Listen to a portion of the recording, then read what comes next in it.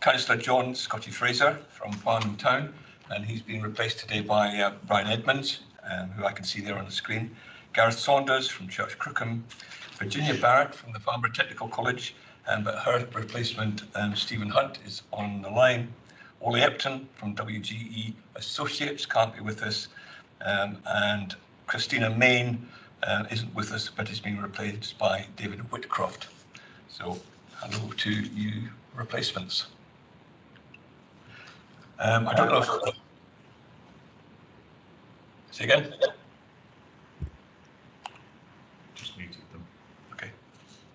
Back to you, Mr. Chairman. Okay, thank you, Whittaker. And I'll also mention that a new member has been nominated, Scotty Fraser, who's from Farnham Town Council, and we're awaiting a nomination from Surrey Heath because the previous representative of Surrey Heath has resigned. Shall we now go on to the minutes of the last meeting and the actions from those minutes? Whit has received some comments on the minutes, and we've made one or two corrections to them, but the minutes I think are on the website, so the minutes are available to everybody. So I don't think we're taking any more comments because we've had quite a few, and I think that's really, we've got to draw a line under them. So can we move to the... Mr. Chairman? Yes. I know you don't want to discuss this, but I feel I have two major problems with the minutes. For those that don't know me, I'm Mike Grant. We had a 54-minute debate at the last meeting, and we have a half page of minutes out of 12 pages. I think that's a serious underrepresentation of the quality of the debate that occurred on the topic of the climate crisis. I've made that point to the Secretary. I've given him a two-page summary of what I feel would be a correct minuting of that debate, but only one point has been taken on board. More importantly, I think I have been misrepresented in the minutes as they stand. Okay, Mr. Grant, we can't go on talking about the minutes, I'm afraid. It'll take the rest of the meeting, and we need to make progress. We have taken comments from members, and we have to leave it at that. So if you're not happy with them, I'm afraid they'll have to stay as they are. They are a material misrepresentation of... We're going to have to mute you, I'm afraid, because we can't have this debate now, because we can't get on with the business of the meeting. Okay, can we go on to the business of the meeting then? Sorry, the actions from those minutes. Going through those, there are 5 actions. The first action was on Les Freer to review the website. So can you report on that, please, Les? I can, Mr. Chairman. You recall at the last meeting we did confirm to everybody that the Airspace Change Programme, PIR, had been put back till the end of October, as per all CAA UK airspace change programmes in the UK.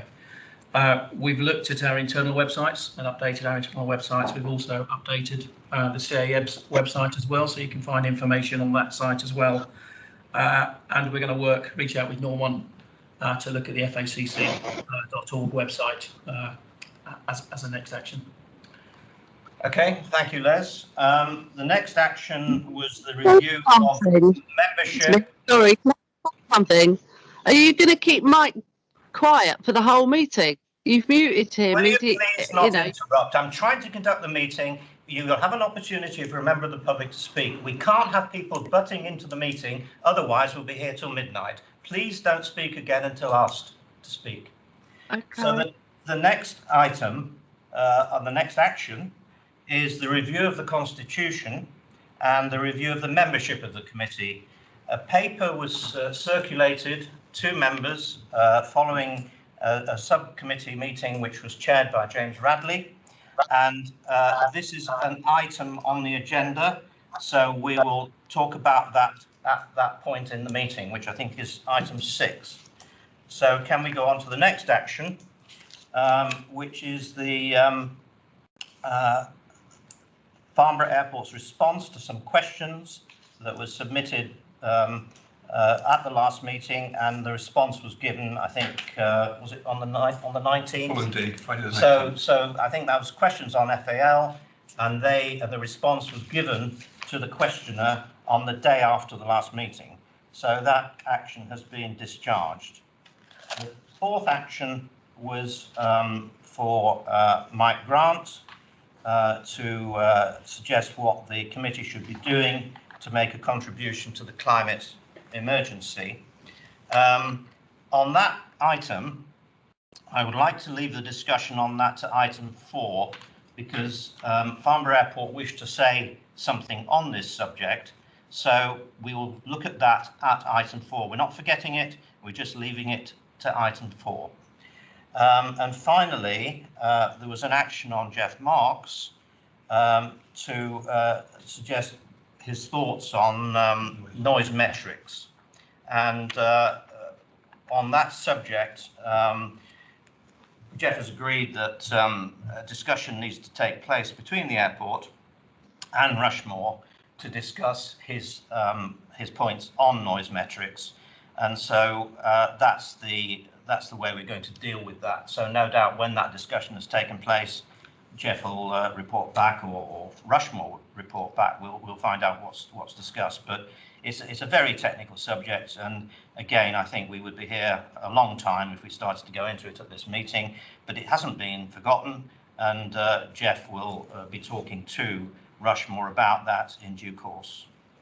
So that concludes the review of the actions. Chair, may I raise a point of order? Yeah, can I just come back? Okay, Jeff. I'd just like to make it clear that I've asked 3 questions that would help me move this matter on. It's a bit of a tall order I've been given. And so I'm hoping that the 3 questions I passed to Les a week ago, he'd be able to respond to at this meeting. And they're questions that I think the members should be aware of. Yes, Jeff, I think we're going to come on to this later when we do answer those questions, but we can cover that now. We discussed internally about whether we can sort of move some of this following your discussion with Rushmore Borough Council and ourselves. Yeah. We try and do something a little bit more proactive alongside the PIR review later on in the year. So we don't align the two together. We sort of disassociate them. But really, we're happy to sort of work with you on that with Rushmore, see where that goes, and then we can respond back to the members of the committee accordingly. Yeah, that's fine, Les. I'm just keen because I've identified it as a transparency issue. It's the way we interpret the legal agreement. I want the members of this committee to be aware of what we're doing, bearing in mind it is a transparency issue.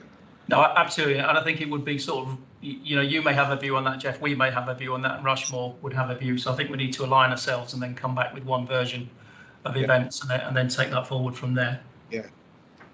Okay, thank you, Jeff. As long as I raise a point of order, please. Sorry, I'm just trying to get. No, I'm sorry, we're not taking points of order from members of the public. I'm not a member of the public. I'm Councillor Paul Fellows of Waverley Council. I'm sorry, Paul. Forgive me. The membership's always changing. I don't want to disenfranchise you. Please make a point of order. My understanding for meetings generally, it's usual practice to ask for agreement of said committee when they're reviewing and agreeing minutes, which I don't believe we've done. I actually, as much as you might get agreement from the rest of the committee, I do wish to actually share the same concern that Mr. Grant raised, that I don't think the minutes actually reflect much of the discussion. So if you're going to agree the minutes just as a group on the nod, I wish to add my objection or abstention to that note in your minutes for next time, because it's usual practice to actually agree the minutes as a committee rather than just waffle through. My other request is less of a point of order, more of a comment. If we are going to restrict public communication, as I imagine you will need to do just to keep some order, can I ask that be set at the beginning just to set public's expectations rather than take a rather aggressive tone with members of the public who do try to comment?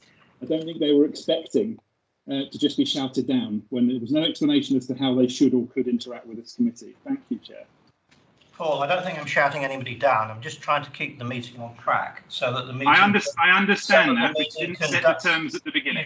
You've just interrupted me now.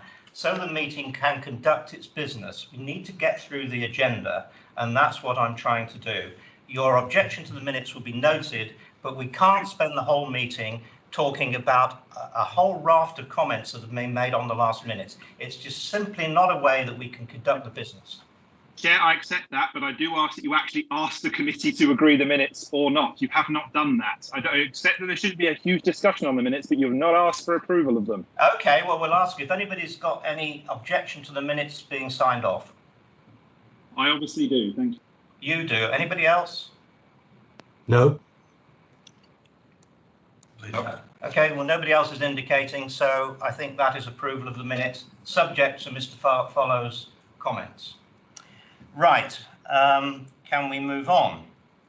The next item is a presentation by Alison Nichols of Rushmore Borough Council, and that's on the subject of the Community Environment Fund, which I think members had asked to be briefed on. So thank you very much for your patience, Alison. I know you tried to come to the last meeting and we had so much else to do we couldn't allow time, but at least you've made it this time. So over to you. Mute. Does you unmute yourself? Alison, could you unmute yourself, please? Thank you. That's it. Good afternoon. Good afternoon. Thank you very much for inviting me along today to tell you about the Farnborough Airport Community Environmental Fund. So I'm going to give you a brief outline of the fund, including how it was established, the criteria, and who makes the decisions. The planning consent for business flying stated that the Community Environmental Fund was to be levied on business aviation movements at a rate of £2 per aircraft movement or £5 per aircraft movement if the aircraft was a Boeing business jet or an Airbus A319 corporate jet. This would be paid annually to the council and used for environmental enhancement projects within the areas surrounding the airport. In the early days, the fund was used for a few projects, including the relaying of the part of the towpath along the Basingstoke Canal, refurbishment of the Farnborough Community Centre Pond, and a series of improvements at Fleet Pond. Decisions on how the funding was used were made by Cabinet. In 2009, the grant process was established with a set of criteria against which applications would be judged before being considered by Cabinet for approval. So here we have the criteria. An application form was developed in which applicants were asked to detail the community environmental benefits of their project. Each application was considered on its merits. Each application is considered on its merits, how it meets the criteria, and its contribution to the local community. One of the criteria is that the project must be located within 3 miles of the centre of the airport. This is represented by the black dot on this map. The area covered by the fund is within the red circle. Rushmore is marked.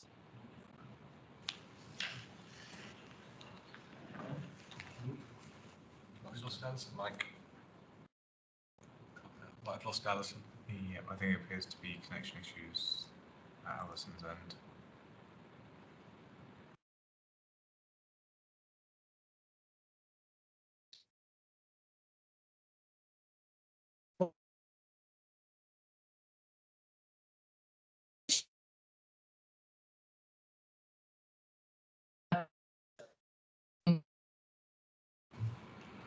I'm afraid we seem to have lost Alison.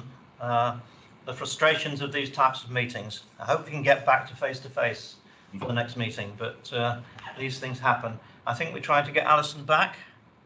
If you just bear with us for a moment.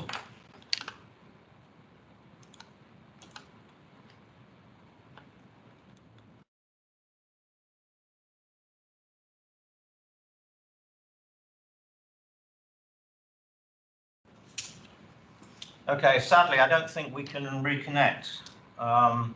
We can't get through to Alison Nichols, so if she reappears later, we'll try and include it at that point in the meeting. So Paul follows his hand up. Sorry, is somebody, Paul, you've got your hand up? Yes, Chair. My question was it might be something that was coming, and apologies if this is something I'm not aware of. The scope of that fund, at the beginning it was mentioned that it was paid to the council. I assume in this case that's Rushmore. If the area in that circle is, if I'm reading that correct, and apologies, the map is not great, obviously there are other areas impacted by the presence of the airport and its negative environmental externalities. Is that apportioned out to any other authority within that circle, or is it just given all to Rushmore? I don't know the answer to that. I believe, Paul, it's Rushmore. It's only ever operated through Rushmore, but we can certainly ask the question if there are other areas that are, as you say, there are other areas covered, but it's all gone to Rushmore since it was first started in 2003 or whenever it was. If the environmental externality is confined to Rushmore, then I stand corrected, but it would be nice to explore that, as it obviously isn't. But thank you. Okay, we'll check on that, but I think it is Rushmore. Chairman, if it helps, whilst the scheme itself is administered by Rushmore, then grants have previously gone to Surrey Heath, to Guildford as well. Okay, good. Morris. Good, thank you. Okay, so perhaps that partly answers the question anyway. Oh, James. Okay, is Alison back then? Not yet. No. Tim Wilkie. Oh, sorry. Tim Wilkie, a question?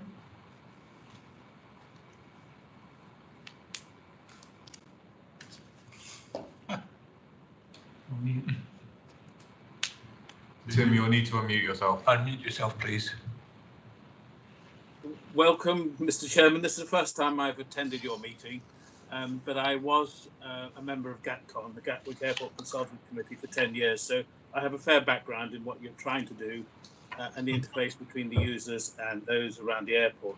And my one question, which I was hoping Alison would ask, was, as I understand it, you only the income is based upon the type of aircraft movement, whereas at Gatwick there was also breaches and noise penalties, which were very effective, to the point where a substantial amount of the income was given to provide double glazing for people who live within a certain area of Gatwick Airport to help their lifestyle somewhat better.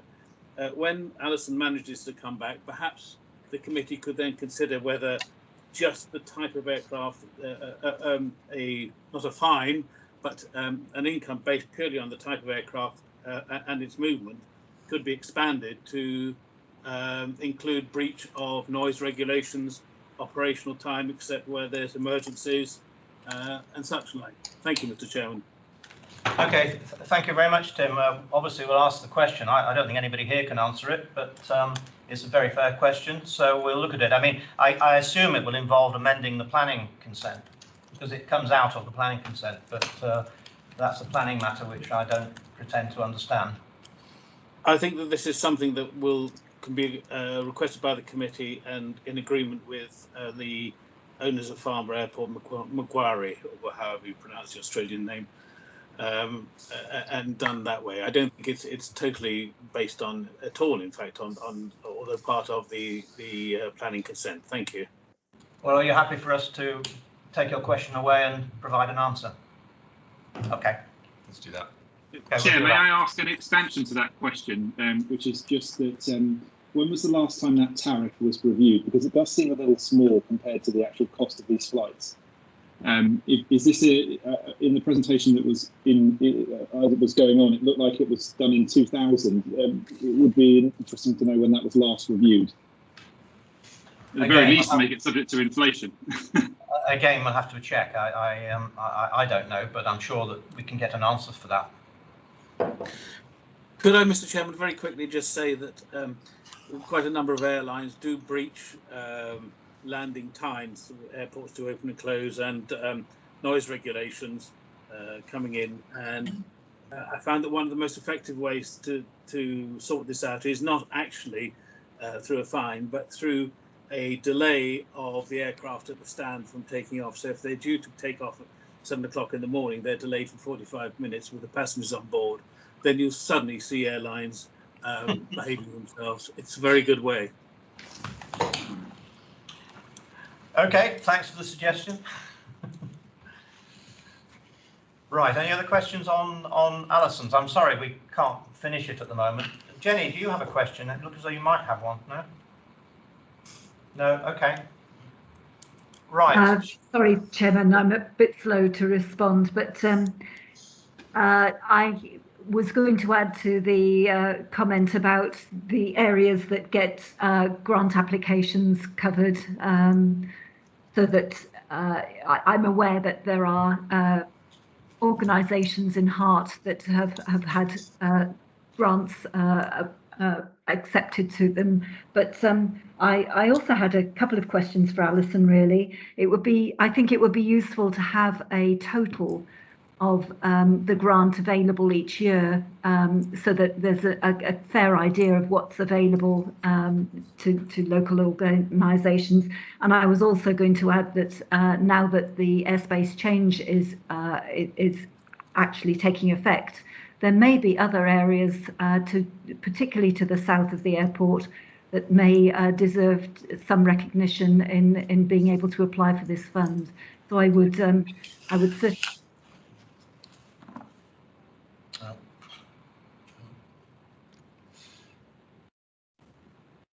I actually think it's unfair to ask so many questions. Sorry, Jenny, we've lost you again. But, presentation. we've made a note of the question. Can you hear us? No. Yes, I can hear you.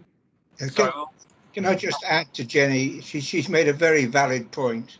I think the area within which that's been impacted as a consequence of the airspace change is significantly larger than the current 3-mile radius, and it's something we should come back to once the PIR, the post-implementation review, has been completed. Okay, Jeff. Well, we've made a note of that, and I'm sure you'll remind us if we don't bring it up at the time. I will indeed. Thank you. Get anything back from her yet, Matt? Okay. Anything else, or shall we move on? Not getting any more anything back. Hands up. Alison's rejoined the meeting. So Alison. Oh, I gather Alison is back now, so perhaps she can complete what she was doing.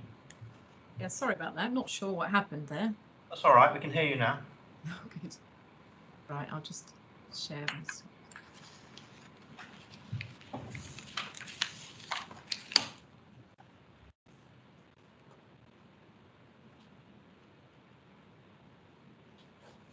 Right, I think this is where I got to. No, I've done that bit. Okay, so as I was saying, all the applications are measured against the criteria and environmental value. The portfolio holder for democracy, strategy and partnerships makes the award decisions. And these are published on our website as record of executive decisions. And I also add it to the list of awards made, and that's always on our fund webpage.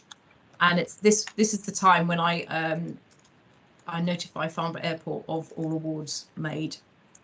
At the end of their projects, applicants provide details of the expenditure and a feedback report. As you can see, promotion of the fund has mainly been within the Rushmore area. However, going forward, I'd like to widen the reach and to encourage climate change projects. At the end of the presentation, if you've got some thoughts on how we can promote this to a wider audience, it'd be interesting to hear. So these are the grants that have been over 10 years. We've awarded £718,149 in grants, and the average grant is about £5,800. As you've probably spotted, a majority of the applications come from within Rushmore, with 84% of awards made to Rushmore and 16% going to projects in Hart and Surrey Heath. And that's largely because that's where the applications are coming from. I thought it'd be interesting to see what types of projects are supported by the fund. So I put each award into a category. And so I'm giving some examples from the categories. So outdoor learning will include outdoor classrooms and a campfire circle at Runway's End. Garden projects includes community gardens, allotment projects, and wildflower meadows. Sport includes an archery range, bowling greens, and multi-use games area. Access is where I put the towpath refurbishments and new signage for Basingstoke Canal, and bridge replacements at Fleet Pond. Under conservation, we've got the restoring of the Balmoral balancing pond and biodiversity on the Rushmore heathland. Play equipment at Basingbourne Park and a trim trail surface replacement comes under outdoor play. Recycle computers and bicycle projects come under the environment. For history, we've got a World War II assault course at Aldershot Military Museum and signage for the Aldershot Heritage Trails. Wildlife includes a dipping platform at Fleet Pond and a community bee training apiary. And under community, we've got benches that sort of spread around the communities. So here I've just given you an outline of some pictures from the projects.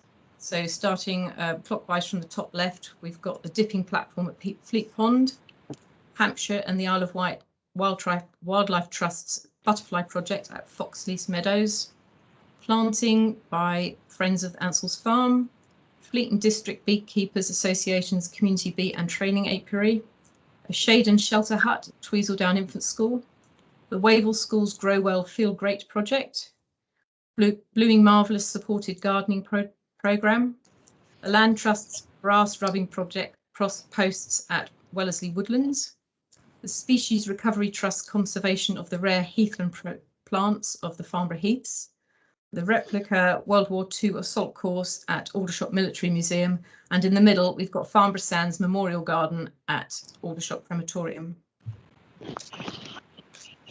So, and Excuse finally, me, can I just say something? Sorry. Do you know the scientists are saying in Brazil in 10 years' time they won't be able to live there anymore? It will be too hot. I'm sorry, So can we just delete this? I'm sorry, we're not having these interruptions. It disrupts the whole presentation. Finally, I just want to say this is the list of grants that were awarded last year, which has previously been circulated.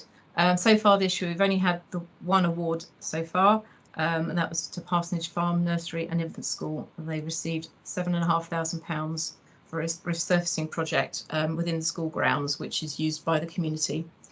So currently, we have £45,519 available. And this is a very brief insight to the fund, but I hope that's helped a little bit. So then there was questions. Okay, any questions for Alison? Well, maybe Jenny would like to answer. Yeah, we did have some questions, Alison, while you were off air. Perhaps we could deal with those quickly now. Jenny had a question. Jenny, unmute yourself, please. Hi, sorry, I'm not very clever with this setup. Yes, I think just following through from one of the comments before, a review of the criteria might be quite useful to consider, in as much that there are areas to the south of the airport that are going to be more impacted by the flights following the airspace change. But I also had a couple of other questions that I wanted to pick up on. In the past, I believe that some groups have applied for the grant, and it would be really quite useful to know, for them to know and understand the reasons why they may have been turned down. And it's also, I think it would be useful for various organisations to know when their grants being considered by the executive member. I believe in the past the decisions were made by cabinet, but if there's a chance for them to actually make comment and plead their case, then I think that would be useful. But I thank you very much for the presentation. That's all very useful, and it's good to see how much money is available each year so that people can actually get an idea of what sort of things can benefit from these sort of schemes, and the whole range of ideas. To some degree, it might depend on how they're presented and how they're put forward. But you know, we want people to have a very positive impact from you know, this arrangement. You know, and I think there's a wider community out there that could actually you know, get some benefit from what's going on over their heads. Thank you. Okay, thanks, Jenny. I think Alison will note all these questions, and that we can't really answer them all straight away, I don't think, but we'll come back to you with the response from the council. I'm going around the hands up. The next one is Bill Cole. Can you hear me now? Yeah.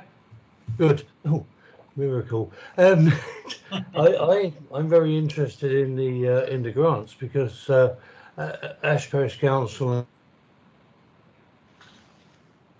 your little 3-mile circle, and we Ash Parish always misses out on everything because we don't belong to anybody really. If you look at our region, I'm particularly interested because I have an area, a recreation area, surrounded by a lot of houses, and the footpath has been blocked off. I'm trying to get that footpath opened, so I'm looking for sort of an access. Also, my question really is, I just missed the application, the inline application form or something. Can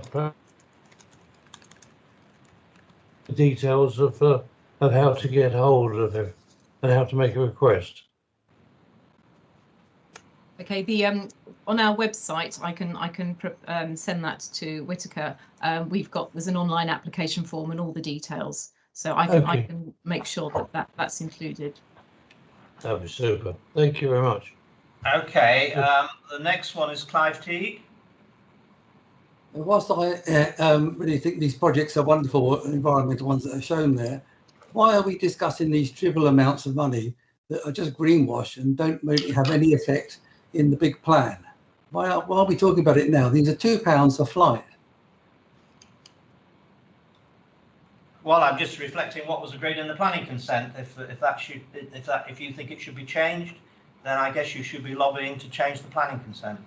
Well, it makes it sound like this is a significant difference and these projects are very commendable, but it simply isn't the case that it reflects what's going on from the airport, the fuel that's being purchased and burnt, the damage that's being caused. It makes it sound like it can all be equated by a few small projects locally. I don't think the local authorities should be accepting this money. It's a greenwash policy and it's really obvious. Does somebody have any comments on that? We don't look a gift horse in the mouth, do we? We know it's relatively trivial, but it's better than nothing. And there may well be a case that FAL and Rushmore may consider, which is to increase the levy. But that's a separate issue, as the chairman has said. Okay. It sounds as if it's an equal thing to do. If we're doing these projects locally, that it compensates for the damage. And it clearly doesn't. Okay, I suggest you speak to your local councillor about that. Can we move on to James Radley? Yeah, well, just picking up on that point, but that's not actually my question. I suspect that when this was set up, it was never intended to address climate consequences of the operations of the airfield. I suspect very strongly, being involved in planning myself, that this was a mechanism by which the local community could benefit from some of the operation at Farnborough and allowing projects aimed at getting people out into the outside world.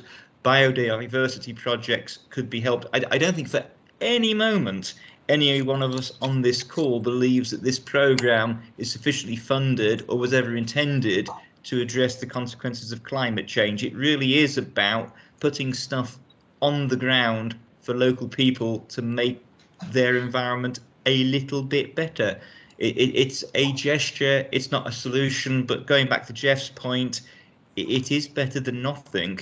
My question was actually a very specific one. I'd be very interested to know what percentage of applications in Rushmore are successful for funding compared to those from Surrey Heath and Hart. I think it would be interesting to be able to reassure ourselves that Rushmore are fair in the way that they distribute the money in terms of applications that come from outside of the district. I'm sure that they are, but it would be good to have the data to prove that point. Thank you. Okay, I'll look into that. You can come back on that. Thank you very much, Alison. Yep. Tim, Yeah, thank you, Alison. So we're getting so many questions from members of the public. I don't think we can take more questions except from members of the committee. So have any other members of the committee got questions? Not seeing anybody. I'm wondering whether I could help you on this question that people are asking. I have a very urgent point of order. Sorry, Tim, I didn't want to call over you, but I put my hand up because I have a point of order in that the committee made a very clear statement that the impacts of the changed flight patterns have not yet been become apparent in South Farnham. They have. We are also having lower. I'm sorry, we're going to have to turn you off. We're not talking about the flight paths in South Farnham. I'm sorry, but we're just getting you mentioned something off the factually agenda. I'm sorry. incorrect. We're going to have to mute you, I'm afraid, because the meeting is just getting out of hand again. It's not out of hand. I am making a factual correction, and I would like. Okay. We do have a question. Can you please have that correction noted? Thank you. I'm a local business person, and my business is being impacted by this. I'm trying to pay local rates and taxes, and my business is being impacted by. Can we please take you off at the moment, because we're disrupting the agenda. You know what? We'd have been done in 2 seconds if you'd have just taken what I noted. I'm incredibly angry now because you've been very rude to me. Thank you.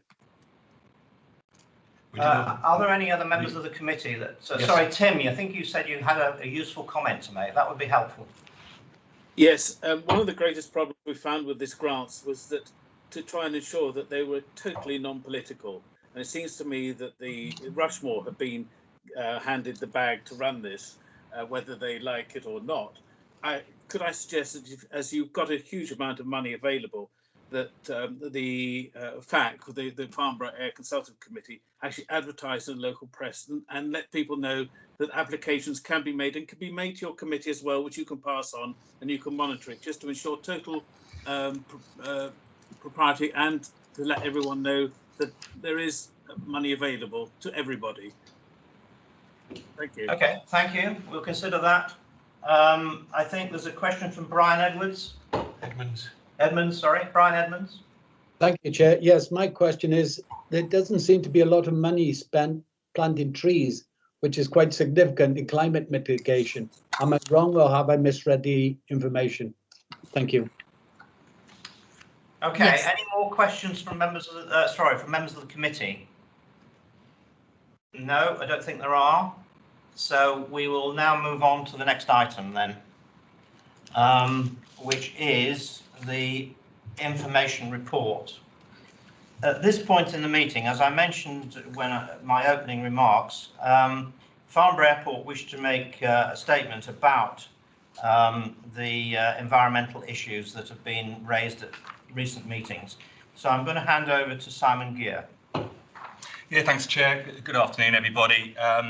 As the Chair rightly points out, I did want to make a few statements, extended statements around sustainability. I think it's only right that the airport responds to some of the information that's been circulated to committee members. But in the first instance, I just wanted to note that the sad passing of Mansour Ojay, who some of the committee members may know. He and his family were the original private shareholders of the airport, and he sadly passed away. And you know, we at the airport will be forever grateful for the vision and the passion that he had, and for his investment in this business, the community, and the broader region. So I just wanted to note in the minutes Mansour's sad passing. In terms of my report to the committee, I'm going to be quite short on traffic performance, because we'll all be aware that the pandemic has had a negative effect. And I will spend longer on sustainability and try to give you some context to what the airport's doing on this very important subject. In terms of traffic performance, year to date to May, we're down 17% on 2020, on last year. And we're down 50%, 50, on what would be a normal year, so 2019. So we have been impacted quite heavily. The airport continues to be a red list designated gateway for red list arrivals, but I have to say we've seen very few coming to the airport. So it's a handful at most, and in recent weeks, absolutely nothing. So just for the committee's information.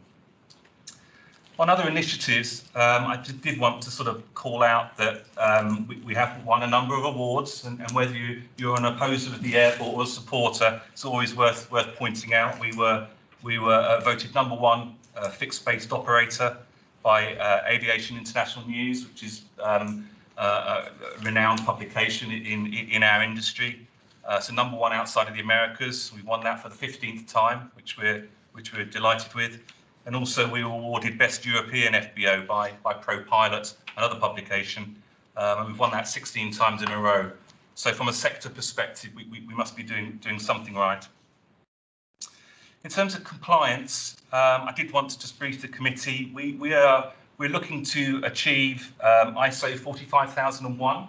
Now, this is the international standard for our organisational health and safety management system. So we're looking to try and raise our game around how we approach health and safety at the airport, in particular for our employees. And I hope to be able to announce some good news around that in the coming months. And that will obviously sit alongside our ISO 14001, which is the Environmental Management System certification that we have.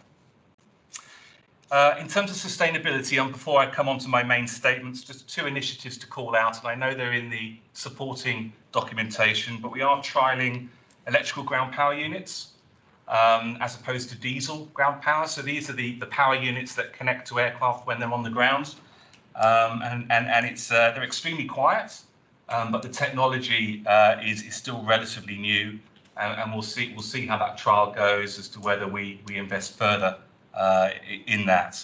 And the other thing we're doing is we're replacing 5 of our diesel-powered courtesy minibuses with new electric versions, which is again a journey that we're on to try and improve our own environmental performance. So maybe if I then come on to the main piece of what I wanted to say. In particular, I would like to remind the committee how we as an airport currently assess our emissions, provide some clarity around our fuel handling services, and also to reaffirm the very important role that the airport has, not just today, but also into the future. I think at the outset, look, it's incredibly important that you understand that we as a business, we as Farnborough Airport community, recognise the concerns around climate change. This, of course, is not just a local concern; it's a global challenge. Everyone within the aviation sector agrees that climate change is a clear and pressing issue. We at Farnborough Airport are fully committed to a sustainable future. Supporting our customers and working alongside our industry partners, we should play an integral part in delivering against the UK government's targets for net zero carbon emissions. In terms of our current focus and approach, the committee will be aware that Farnborough Airport participates in the Airport Carbon Accreditation Scheme and has been doing so for a number of years. The committee will also be aware that we're the first business aviation airport to be awarded carbon neutral status, and that is for being able to negate those emissions that are either in our direct or our indirect control. We shall continue to embrace this programme as it is our primary framework for emissions assessment and control. I would like to remind the committee how our emissions are categorised. Emissions are most commonly classified in 3 scopes. Scopes 1 and 2 are emissions which a company has control over, either directly or indirectly. Scope 3 emissions are where the company does not have control, however may have some influence over. For Farnborough Airport, we are carbon neutral for our Scope 1 and 2 emissions, consistent with our accreditation. Over the last 10 years, we have reduced our emissions by over 70%, And where we've been unable to reduce our emissions, we use a small amount of carbon offsets. We strive to reduce our reliance on these offsets over time. Scope 3 emissions for Farnborough Airport predominantly relate to emissions generated by aircraft in what is commonly referred to as the landing and takeoff cycle. The landing and takeoff cycle describes aircraft activity below 3,000 feet and includes aircraft on approach and taking off from the airport, as well as aircraft activity on the ground. This is a widely accepted and adopted definition of Scope 3 emissions for airport operations. In terms of the airport's on-site fuelling activities, small airports like Farnborough Airport will usually undertake their own aircraft handling activities, as there normally isn't sufficient scale to warrant third-party handling companies providing such services. This includes fuel handling services. As a result, Farnborough Airport facilitates the on-selling of fuel. Although an alternative structure whereby a fuel company sells directly to the end users could also exist. This is commonly the arrangement at many larger commercial passenger airports. Addressing the question of who has control over the emissions of fuel, the International Civil Aviation Organization, ICAO, through its adoption of CORSIA, which is the Carbon Offsetting and Reduction Scheme for International Aviation, recognizes that fuel uplift and the resulting emissions are controlled by the aircraft operators. However, consistent with the definition of our own Scope 3 emissions, i.e. the fuel uplift which relates to aircraft landing and on the landing and takeoff cycle, this is something that Farnborough Airport may have some influence over. In regard to fuelling services more generally, I would like to clarify a few points. Farnborough Airport has no vested financial interest in safeguarding the sale of fossil fuels. If there was the availability and demand for a net zero fuel alternative, then the airport would facilitate a supply of that instead. Often, the financial turnover from fuel sales at Farnborough Airport is cited as the reason why the airport might have a vested interest in preserving the sales of fuel. However, this is simply not the case. Turnover from fuel sales is a function of the unit price, which at Farnborough Airport is set at the higher end of the market. An alternative business model might be to reduce the price of fuel, which would bring us more in line with our competitors, and instead increase our landing and handling charges. Farnborough Airport does not consider this to be the responsible thing to do, given it would likely increase in the demand for fuel. In response to suggestions that imposing restrictions on the supply of fuel or introducing localized surcharges on fuel should be considered, two things would happen. Firstly, operators would be forced to uplift additional fuel before departure to Farnborough or make tactical fuel stops prior to arrival. Or alternatively, operators would use other airports, most likely less convenient, where local restrictions and fuel surcharges did not exist. In both instances, such a proposal would result in increased emissions.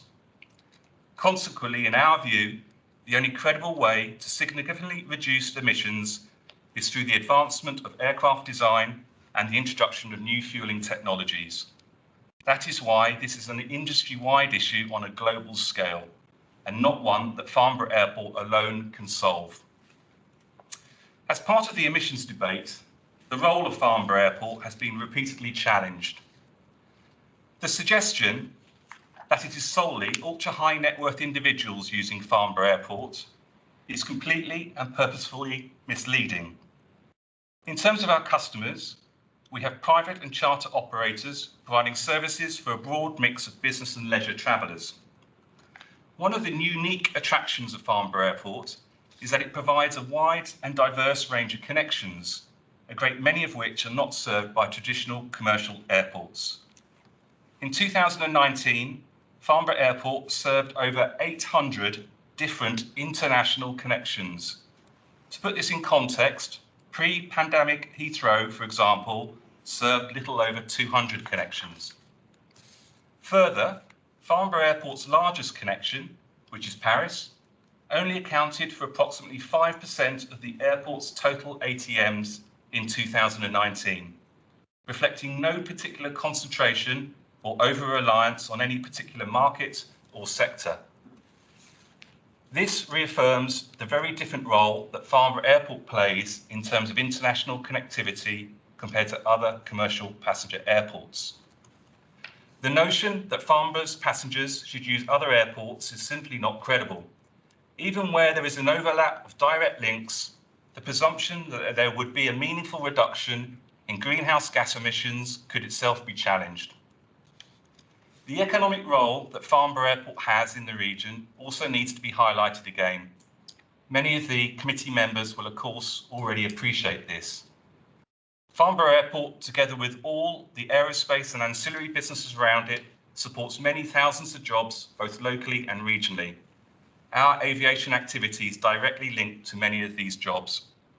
During the pandemic, unlike many commercial passenger airports, Farnborough Airport was able to remain fully operational. We made no redundancies and, in fact, took the opportunity to recruit into new positions. The link between aviation activity and employment is real. The suggestion that the airport could reduce, limit, or otherwise curtail activity, and with no jobs being put at risk, or the presumption that this would not undermine the entire operational viability of the airport, is ill-informed. Any proposal that curtailed or reduced business activity, aviation activity at Farnborough, is at best a proposal to move hundreds of jobs to Luton or Biggin Hill, or at worst, a proposal to close Farnborough Airport and lose thousands of jobs completely. Coming back to the climate challenge, Farnborough Airport is an invaluable asset for the region. We believe business aviation has the potential to be a significant driving force behind the development of industry-wide carbon reduction technologies. Accelerated development in sustainable aviation fuel and electric or hydrogen-powered flight technology is most achievable through the early adoption of lighter, short-range jet aircraft, such as those that use Farnborough Airport. Promisingly, the application of these emerging technologies to business aviation means an ever-fasting decline in the sector's contribution to global gas emissions. An important part of the roadmap to achieving net zero emissions will be the necessary investment required. With the aviation industry ready to play its part, this link between the economic well-being of the sector and the achievement of environmental goals is fundamental. Only through the joint attainment of both these goals can each goal be truly realised. In the coming years, Farnborough Airport and business aviation will be at the forefront of driving the UK's economic recovery and supporting its post-Brexit global trade ambitions. International connectivity will be fundamental to a prosperous and outwardly facing economy. Together, working with customers, partners and broader stakeholders, Farnborough Airport is uniquely positioned to contribute positively to the industry's net zero journey. That's it. Thank you, Chair. Thank you very much, Simon. I'll invite questions in a minute, but also when I made the introduction, I referred to a proposal that was sent in by Extinction Rebellion dated the 10th of June, which was proposing certain measures in relation to climate change and proposing a working group and various other ideas. So I would also invite comments on that. But can we start with what Simon has just said, and can I throw it open to comments? There's already Paul Fallows is got his hand up, so Paul, can you ask your question? Thank you. Bit of a comment, bit of a question. So just so I'm absolutely clear, the operation of your airport is scope 1 and 2, but all of the actual flights, despite the fact that the airport obviously requires the flights to operate a business, all of that is scope 3. And so that you can effectively write that off as out of your control. So my question is, in terms of your obligations to try and reduce scope 3 emissions, have you got a full list of all the things that you are doing to try and deal with those Scope 3 emissions, which is my understanding that you would be obliged to. Now, I obviously think that is extraordinarily convenient to separate out the externalities of your business as Scope 3. I understand that that's entirely within what the current rules allow you to do. I'm not going to go into that in too much depth, but I do think that is exceptionally convenient. And I will just comment on the other point that the chair raised. I do think a working group specifically looking at some of the climate aspects would be extremely useful to have. I mean, some of the things that you do, things like ISO 14001, I mean, that's good in terms of having a management system, but it's not, it doesn't make you a sustainable company. It just means you've got a management system to deal with what you're doing. So, I mean, there were good things here and bad things here. But yeah, a working group would be great, but what are you doing about Scope 3? Because you are obliged to do something, even though that is a rather convenient separation. Shall I reply, Chair? Yes, please. Sorry, yes. Thanks, Paul. Look, I think it comes around, I think it focuses the debate on who can influence what. And obviously we can control our direct and indirect carbon emissions, that's clear. But when it comes to Scope 3, there's only a degree of influence we can have. We're not the consumer. And airports traditionally will look at Scope 3 emissions from this landing and takeoff cycle perspective, because there we can do some things around improving the efficiency of the airspace. We can make sure that aircraft aren't taxiing too long on the ground. We can use electrical ground power units or whatever it may be. So, and that's where you can influence. But it's really about focusing the debate as to who is the consumer and thus the discharger of the emissions, because it's those guys that have direct control. And you know, this for our, you know, us as a committee and the public that are here with us today, it's the biggest issue that there's misalignment on, because obviously, you know, there's some groups that want to put all the emissions onto the airport, but we don't have control on it. We can only influence a certain degree of them, the emissions, and that's really only the point I was trying to make. If I may, Chair, ask a follow-up as a very quick action that I'm just requesting, if possible. A full disclosure, in my normal hat, other than being a councillor, I also work for a sector that deals in aviation. And I myself am also a 14001 lead assessor, so I've got some experience of this as well. My request would be that the formal action be taken to document and bring to this committee all the things that you do to encourage the reduction of Scope 3 emissions, so that we can see that as a list. And certainly something that this working group that's been proposed by XR, which I also support, it is something that group I'm sure would find very interesting. And it would just, I think, focus the debate away from the anecdotal to something in writing that we can all see. So I'd appreciate a list of that Scope 3 challenges that you've made. Yeah, look, we'll come back with things that we do beyond Scopes 1 and 2 to try and influence the emissions in Scope 3. But by nature, you know, it doesn't become a very long list because you don't have a lot of tools or mechanisms to be able to influence it. But I absolutely understand, but a list of whatever you do would be great. Yeah, we'll come back. Thanks, Paul. Thanks, Paul. Brian Edmonds. Thank you very much, Chair. I have a question on fuel tax. I understand international flights are free of fuel tax, whereas domestic flights are taxed. How do you differentiate between the two when you refuel in aircraft? Thank you. So I think this is just that domestic is VATable, VATable, but international is not. I think this is the That's issue. right. Yeah. So the flight log will tell us where the aircraft's going, and you know we would invoice and bill depending on whether it took fuel or not on its way to that destination. Thank you. Yeah. Okay, I've got a hand up for ER, but I don't know who ER is, and I don't know whether ER is a member. Can ER identify themselves? That's James Radley. Oh, sorry. Is it James Radley? It might be because I'm on a work laptop and it's a long story. They kind of, so okay, it may well be me. We know who you are, James. Okay.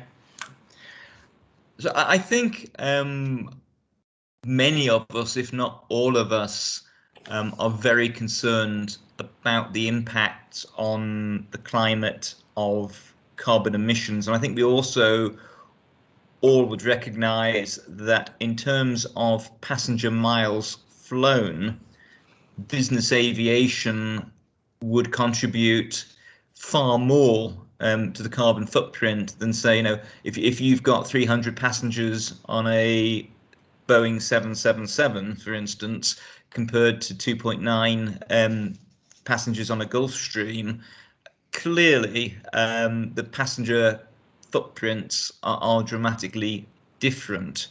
And I do understand very much and feel the concerns which are raised by both members of this committee and members of the public who come here because they are very concerned about what they see happening to our planet and the way that it's going to affect every living thing that lives on this planet unless we do something very radical about it. However, in terms of restricting business aviation or making it pay its way, that is something that has to be addressed at a UK government level.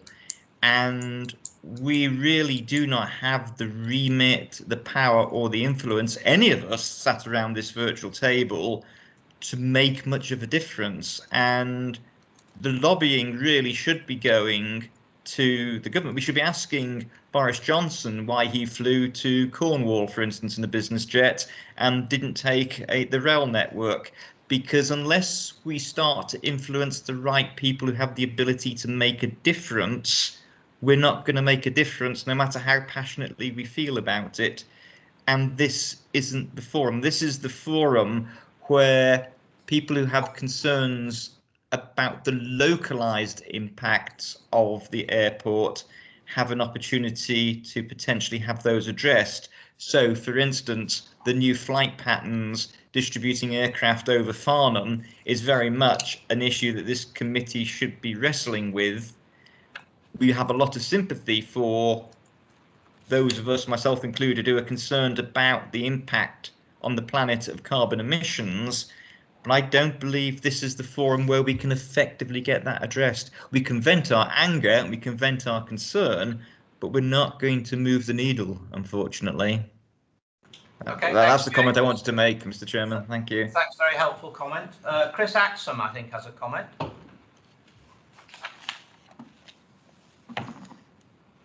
Is Chris Axum about? Maybe he's not. Chairman, Chris, are you there? No, apparently not. Well, waiting for Chris, can I just make a comment following up on James? Oh, Chairman, sorry. Sorry, Jeff. Chairman, I was simply going to echo, because James, I think, has said a lot of what I would have thought is the point. I have every sympathy, and I think all of us know about climate change and are very concerned. The problem we've got is that this committee was set up to be a consultative committee to help represent local residents' problems, like the people are in Farnham now with the change in the air traffic movements. And I really just don't want, I think we should have a subcommittee on actual climate change issues, but I don't think it should actually dominate some of the other issues which residents raise with us from time to time, particularly over noise. So I'm really just going to echo what James has said. I'm Okay, sorry about my slowness. Thank you, Chris. Who else have we got? Tim Wilkie. Tim, are you a deputy for somebody on the committee, or are you a member of the public? A member of the public, but I seem to be treated as a member of your committee, for which I thank you very much. Well, you see, I get the impression you are, but I'm sorry, I've not got a complete list of the deputies. But really, this session is for the members of the committee. Okay. If you have a question, then we can deal with it at public question time. I was going to make a quick comment on the presentation, but if you prefer me to wait until item 6, then I'm happy. I'm here on item 6 principally, but if you wouldn't mind hanging on till the public session. Anybody else that's on the committee? CS, who's CS? Colin Shern. Colin Shern? I'm waiting until section 6. Okay, fine. Anybody else? Chair, is there a need to vote or consider on the proposal that was put through by, sorry, not XR, but the Environmental Alliance? I think it was. I'm sorry, I don't know who's speaking and what's being said. Sorry, this is Councillor Follows again. I'm just asking whether the proposal to create that working group, is that something that you need to move here and bring to some kind of vote or consideration?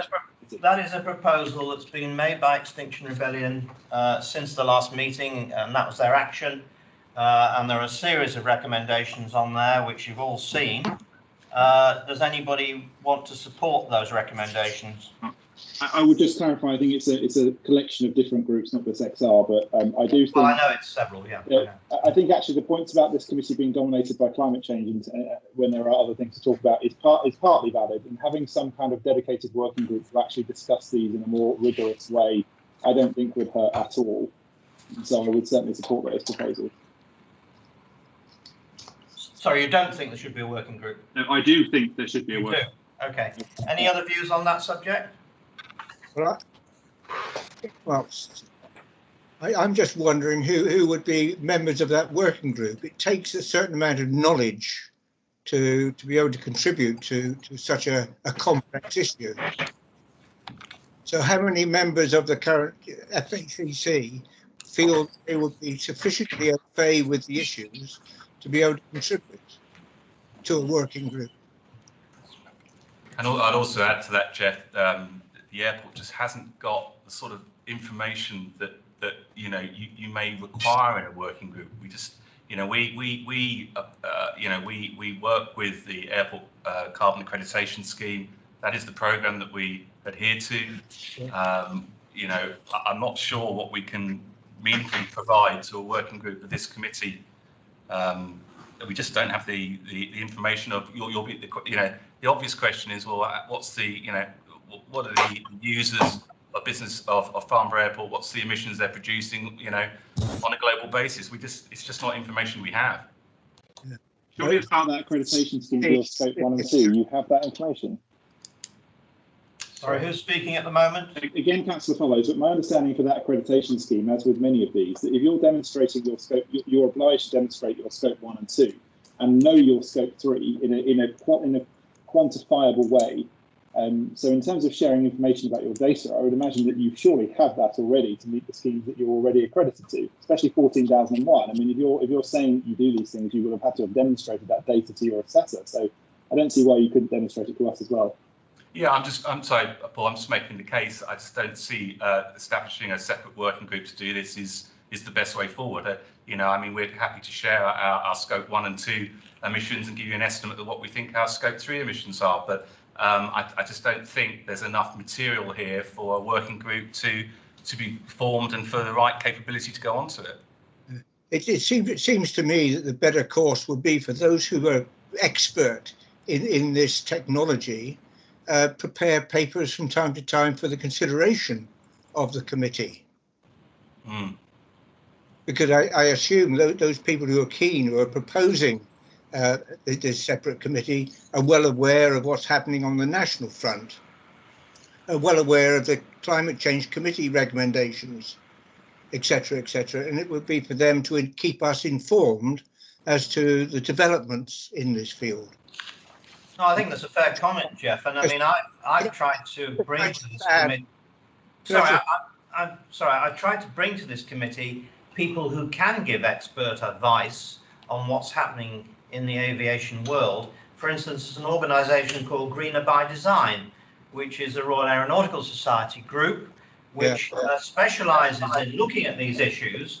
And I've had speakers from that group come to this committee. I'm very happy to invite them again, because I'm not sure whether the people on the committee now were there at the time. But if the committee would like us to find people who can come in here and talk to us on an informed basis about these issues, then we're happy to consider that. That in my mind would be a good way forward. Okay, any other comments? I think the only other hands I can see up are all not on the committee. Just Chris. Chairman, yeah, just following up on Jeff's remarks. Oh, sorry. I think one of the things I wrestle with is that I understand the need for a lot of people to see a reduction in flying, if you like, from the airport on the basis that it will make a contribution towards the climate change issues. I think if we're going to have a committee, it has to be people who understand, and sadly I don't feel I'm capable of doing that, but it really should be to monitor whether the airport is effectively doing all it can to limit its carbon emissions. And I think my understanding from what I've heard over the past years is they are doing their best. I think what a lot of the people here who are very informed on the climate change issue would really like would be for the airport to close down. And sadly, that's not within our gift as a group or as a local. I mean, I'm sure a lot of people in and around Church Crookham, which I represent, would be only happy if the airport was to say, okay, we understand the issues, we'll stop flying. That's not going to happen, and I think we must be realistic in what we're trying to deliver here as a committee, which is that we've got to make sure that the airport does all it can to limit its carbon emissions. As far as I can see, they are doing the best they can at the moment. It may not be enough for what a lot of people want, but I don't know what more it can deliver other than to stop flying. So I think we go around in we're circles. doing all we can, Chris, to reduce our emissions. Okay, I think Paul has another point to make. Yeah, sorry, Mike, I would just reserve judgment on that until we've seen what you do to try and diminish Scope 3 as per your obligations to do so. Yeah, so I can see that you do quite a lot regarding your Scope 1 and 2, but the fact that the actual main issue is with your Scope 3, I think that from my point of view would really be reserving judgment that you do all you can on your Scope 3 until I've seen what you actually do on your Scope 3. So, yes. Thanks, Paul. I was just making my own statement for the record. I wasn't representing the committee's view on that. Just talking about the company's position on it. But yeah, noted. Any more comments from members of the committee? Yeah, I found Simon's presentation fascinating. Presumably we can have that added to the minutes, can we, Simon? Yep. Together with an action to respond to Paul's point about this stage 3 or whatever it is. Yep. Then I think we would have moved forward. I would just make one final point. If you look at the Climate Change Committee position, they say that you're only going to tackle this by dampening demand, which is a national thing, and it's worth making that point. Whilst all these other measures that we've been talking about are interesting locally, at the end of the day, that's where we are going to be. Jeff, I disagree. I think the way you solve this is through embracing new technology and obviously fuel technology and aircraft design. And that requires investment from the industry and it requires a collective effort. Yeah, that's how you truly solve. You won't stop flying, but you will be able to find new technology. It's how quickly we can do that. Yeah, but you may have to completely agree with you there. That is exactly it. I mean, the idea that we can, I mean, as much as we'd all love, I'm sure, to reduce demand, but those of us that feel this way on climate change would love us to reduce demand to zero overnight and fix the issue. Ultimately, that's not going to happen. So you've got to look at new technologies and other ways to make sure that if that demand isn't going to go down, that you can handle it in an environmentally sustainable way. My issue here is I'm not sure this committee is doing everything it can to try and progress that, and so that's kind of where I'm asking about Scope 3, but also what in terms of lobbying for that new technology, investing in that new technology, facilitating that, the airport is actually doing. So I think there is a moderate, balanced middle view of this, but I think we just need to actually start looking at some of those things, and that is the sort of thing a working group could do. Because to be blunt, I don't think many members of this committee in the airport particularly are being particularly responsive to the climate change matters in this forum, and it might give an opportunity to do that in more depth. But if there is opposition to it, my request would be at least that some of these things come forward to this committee so that we can look at that data. Yeah, well, we've agreed that we're going to get the data to look at, and there are a number of people on this committee who are concerned about climate change, as it's quite clear from what James was saying. But just to make my point about the Climate Change Committee's recommendation of dampening demand, they also recognise that in the longer term, it's technology that's going to get us where we need to be. But you need to dampen demand until such time as all these low carbon innovations come to fruition. Okay, any more comments or shall we move on? Okay, the next item I think then... Mr. Chairman. Yes? Who's that? It's Mike Grant. Yes? The guy who put together this proposal, which you've discussed the last 20 minutes without inviting me to speak at all. Or taking the vote, by the way, I can Chair, give you either. 5 minutes, Mike, but we can't go into all the detail of it. If you want to just give us 5 minutes on it, yes. Thank you. Right, let's be clear. Scope 1 and 2 emissions at the airport account for about 2% of the problem here. 98% relates to the flights. Go back to the 2010 planning appeal for that data, first of all. So nobody on this call is buying any issues on Scope 1, Scope 2 is tackling the problem. Mr. Gear, you represent users, I believe, at this meeting. Is that correct? I represent the airport. Another very handy maneuver, much like Scope 3 emissions, to break yourself away from those who actually consume this fuel. Frankly, we expect you to be able to pull the users into this discussion and do exactly what Jeff Marks is talking about. Look at ways of dampening demand. That's what's fundamentally needed over the next decade. Now, I'm sure you've all read my proposal. It points out quite clearly that this next decade is going to be pivotal. The proposal is based on the IPCC's core recommendation for a 45% reduction in emissions in this next decade, baselined against 2010. Not, Mr. Hope, 8 years to save the planet. 8 years before we breach the 1.5 degree carbon budget. Please note for the minutes. So what we do in the next decade is pivotal. We can't allow aviation a free hand over the next 10 years. Something must be done about it. Now we know, and Mr. Gear I'm sure will make us clear, technological solutions will not present themselves over the next 10 years. The aviation industry has stuck its head in the sand for the last 30 years, knowing much as big oil did about the damage fossil fuel was doing to the environment. It hasn't woken up to the problem until now, when this crisis of its own making has reached this point. And you'll see from my proposals what the likes of President Biden and our own Prime Minister are now saying about the climate problem. And you wonder, Mr. Chair, why so much time is now taken up by the climate crisis in these meetings. It's because it's by far the biggest issue. And aviation is the most carbon-intensive activity a human can engage in. And business aviation is the most carbon-intensive form of flying. That's why we're having this discussion. Okay, thank you very much, Mike. Well, going back to the original proposal then, you put forward several suggestions in your paper. Does the committee want to follow up on any of those suggestions? I don't. I suggest we wait for the next meeting when we have before us Simon's paper and whether or not he has satisfied or answered Paul's question. Any other comment on that? I'm happy to support that, as long as we absolutely do come back to the recommendations that are on that paper in the next committee, of course, and it not just be forgotten about. Well, but it does. It just buys a bit of time for us all to spend, to understand the issues in a bit more depth. Okay, any more comment? Well, I completely agree with the education issue. I have to say the lack of understanding of the climate crisis amongst members of this committee is quite frightening.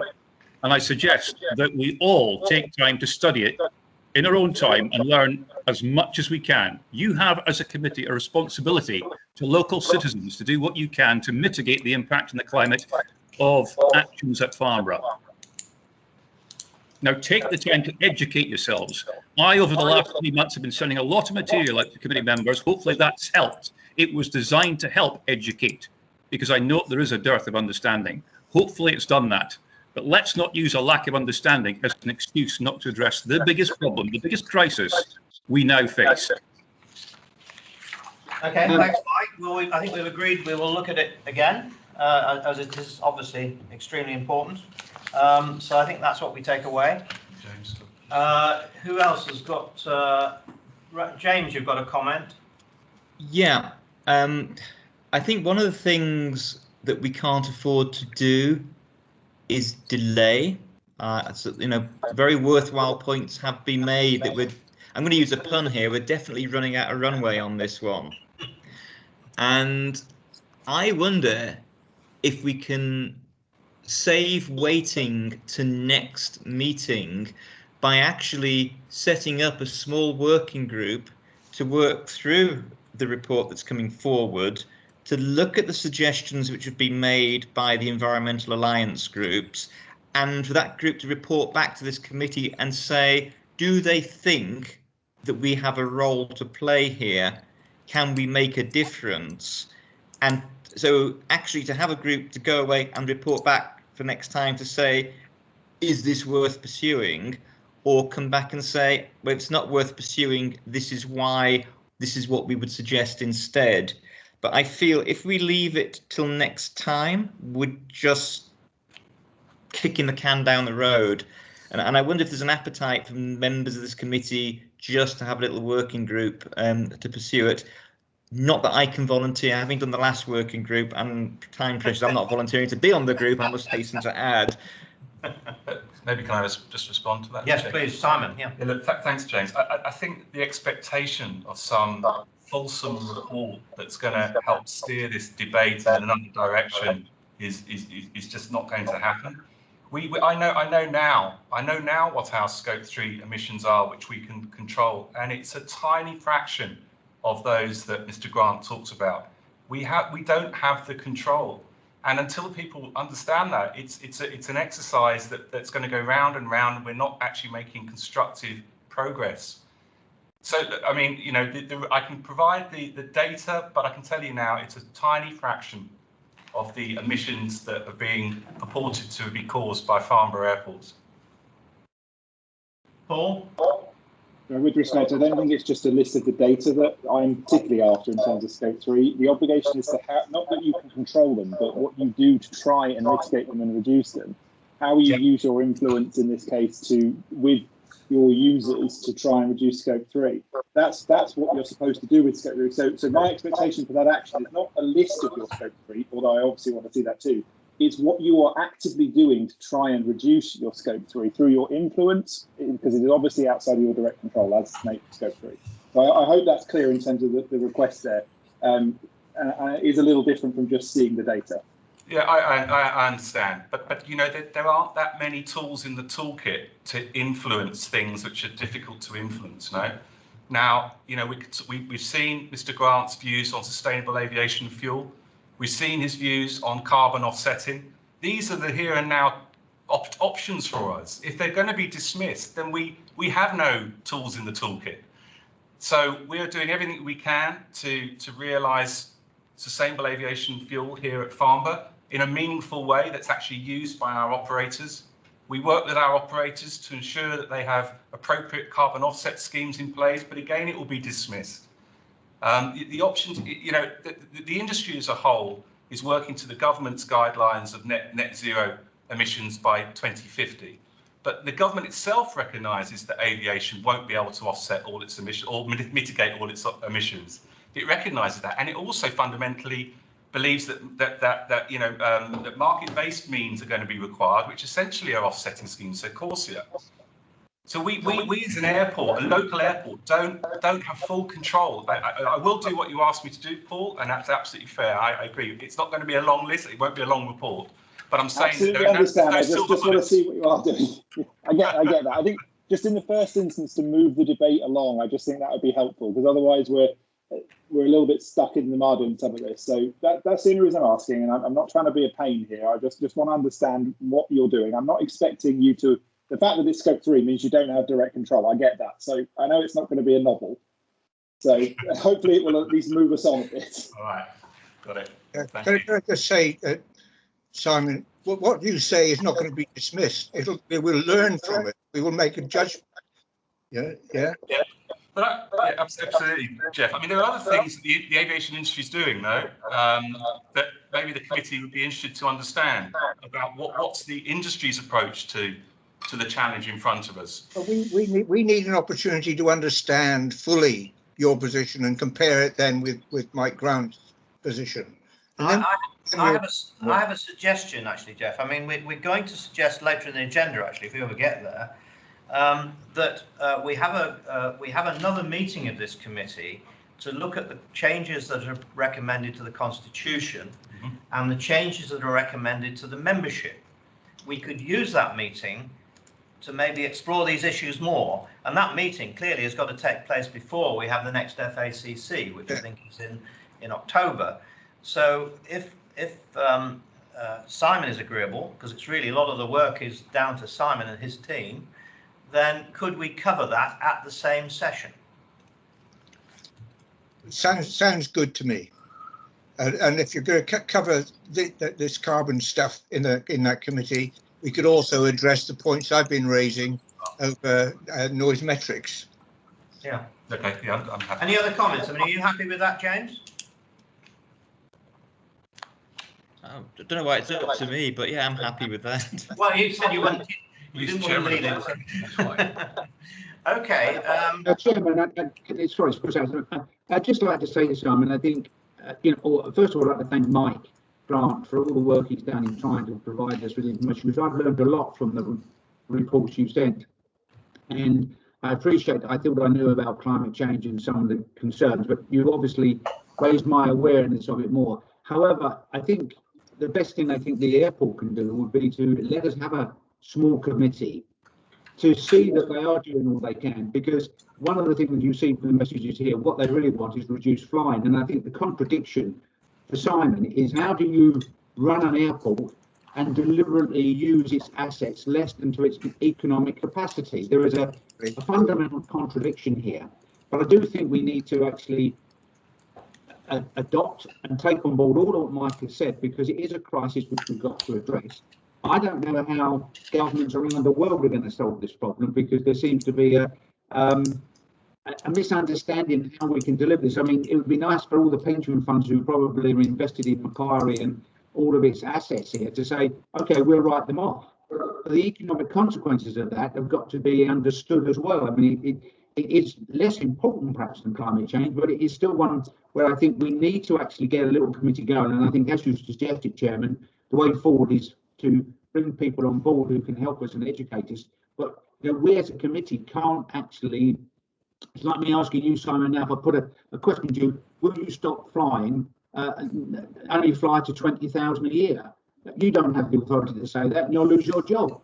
I mean, it's as simple as that to me. We've got to be realistic as a committee as to what we can deliver. But anyway, thank you. Thank you, Mike. Thanks very much, Chris. I think I better just have two more questions. I would like to hear from Marwan. Welcome again, Marwan. Not seen you for a while.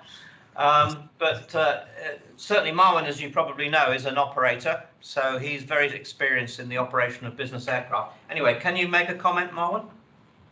Yes, if I may, and my apologies for not having participated actively in the committee over the last year or so. There's been some other pressing priorities, as we all know.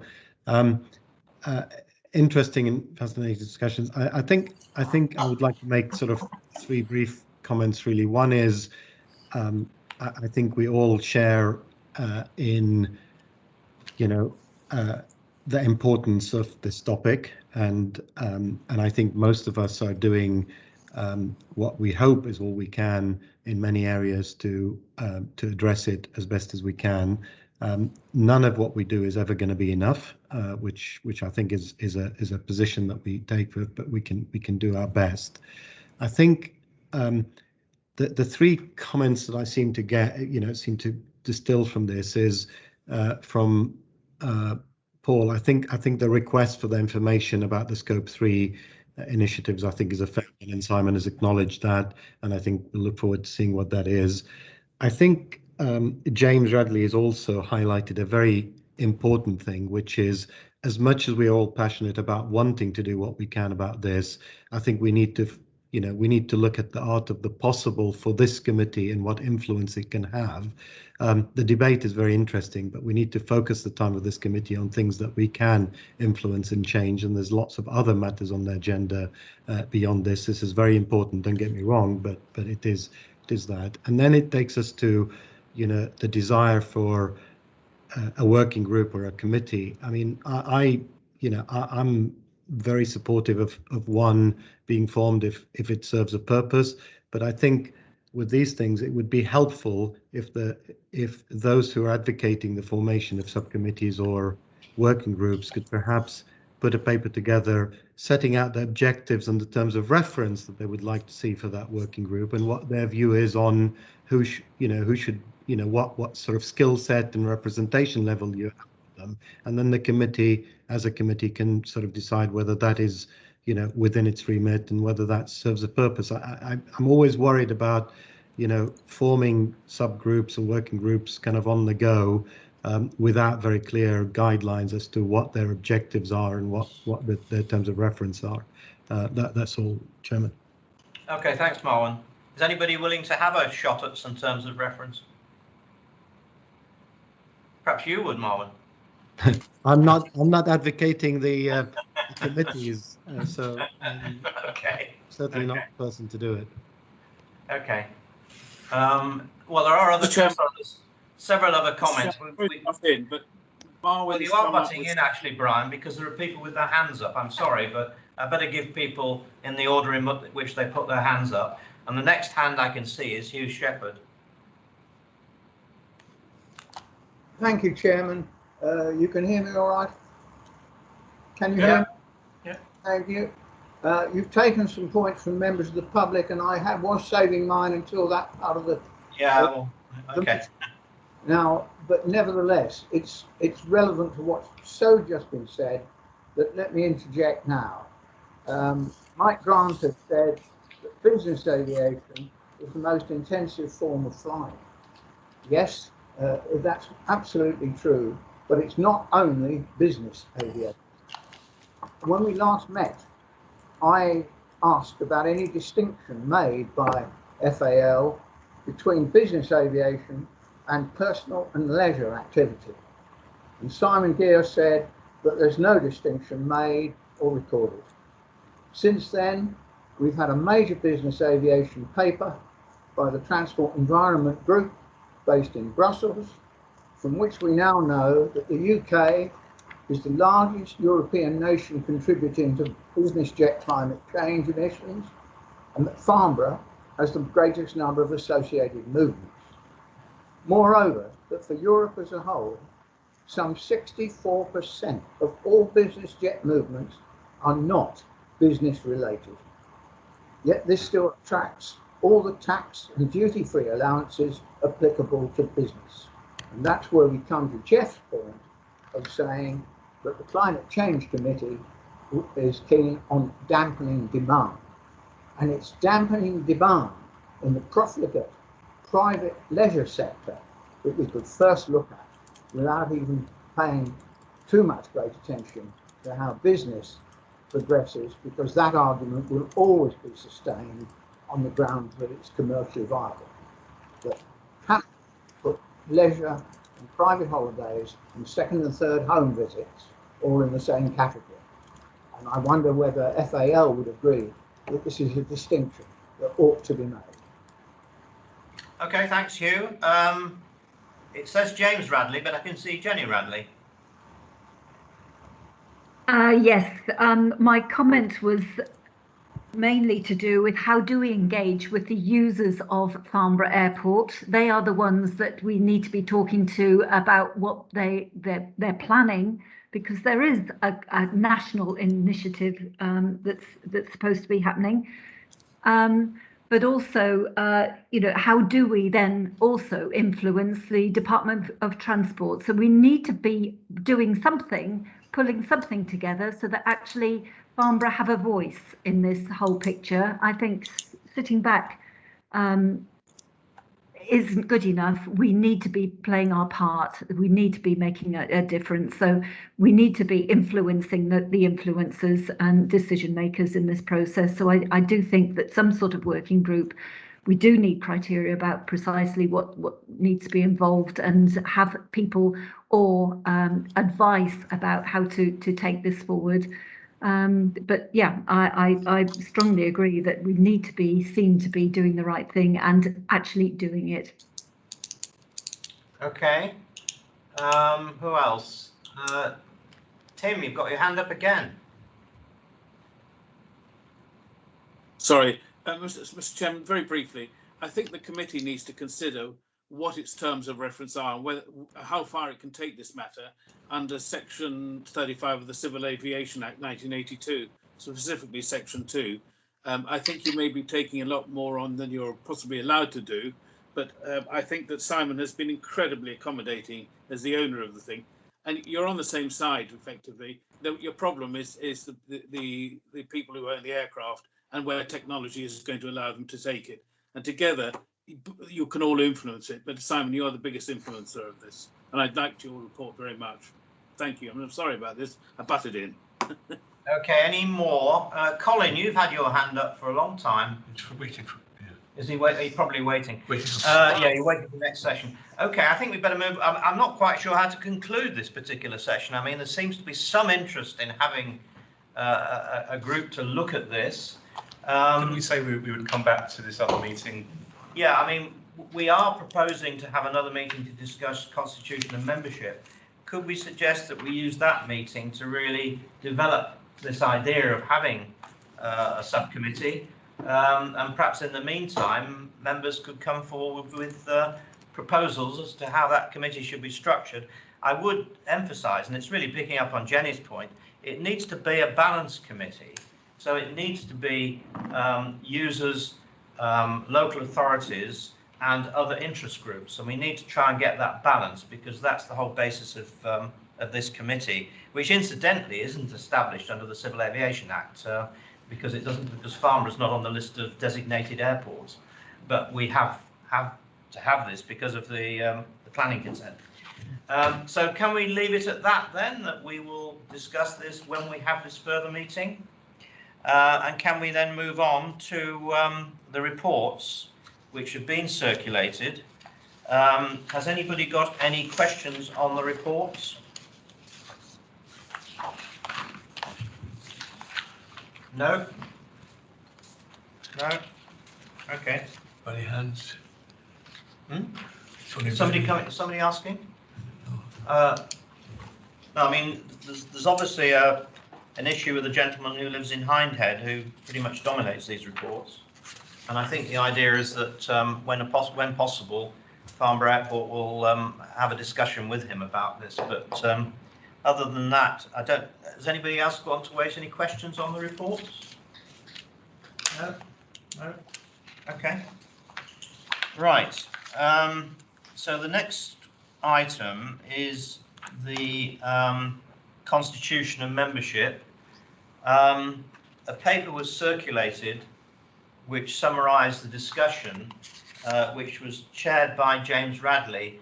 I'm not suggesting we have a debate about this now, but do you want to make any points on that, James?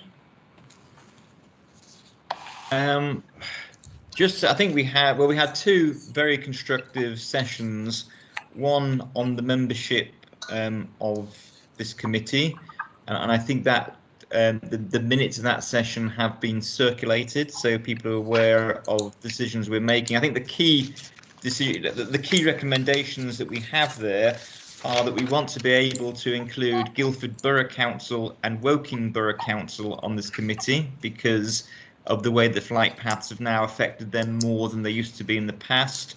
And we would like to take the opportunity to invite an environmental group with local connections to also sit on this committee, really in recognition of the fact that environmental concerns are becoming more and more central to the concerns of the people in the area, for every reason we've already discussed today.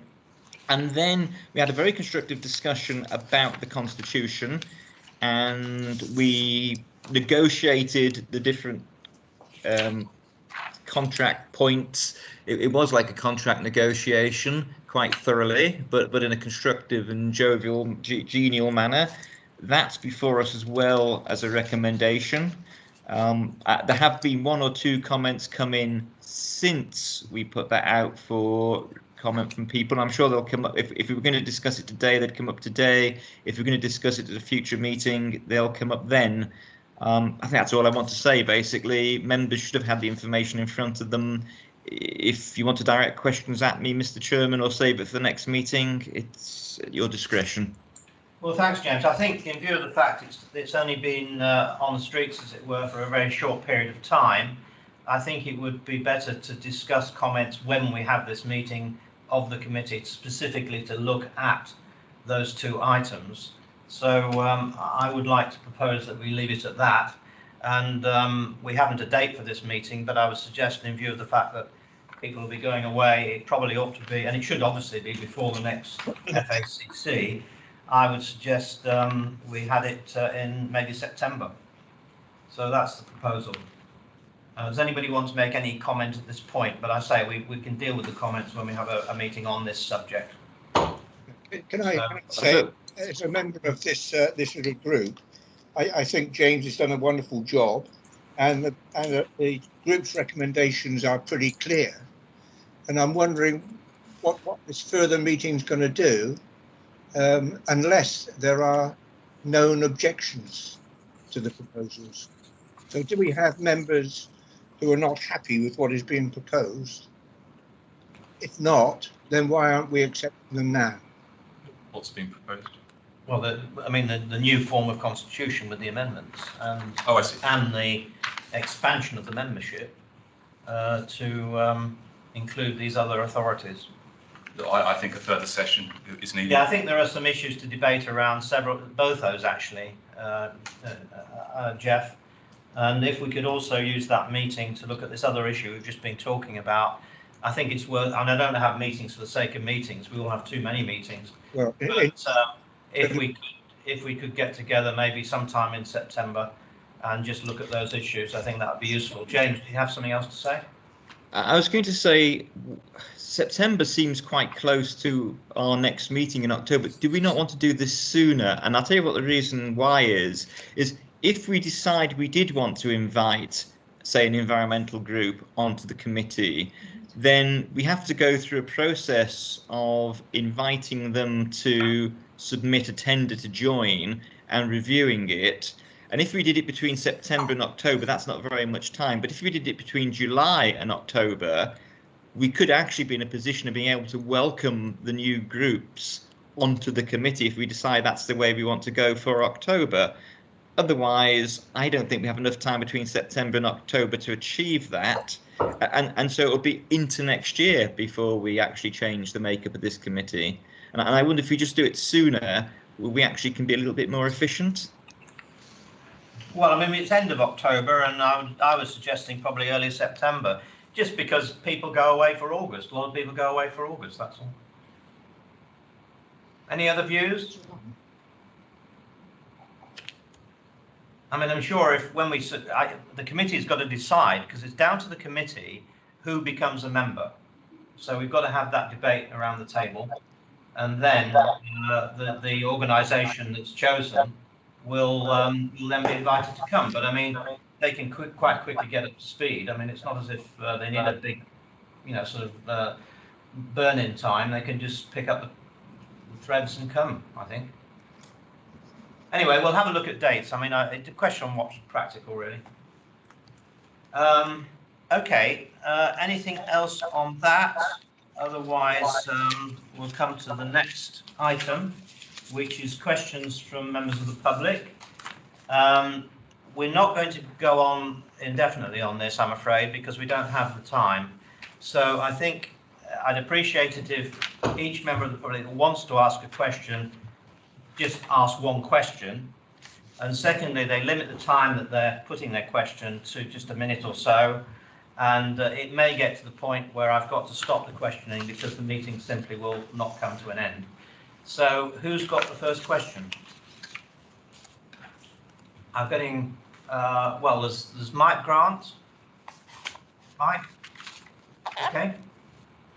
Yeah, okay, thanks, Mr. Chair. Right, you and all committee members do have the question list from our Environmental Alliance. This was supplied on the 9th of March to the Secretary and then on to FAL.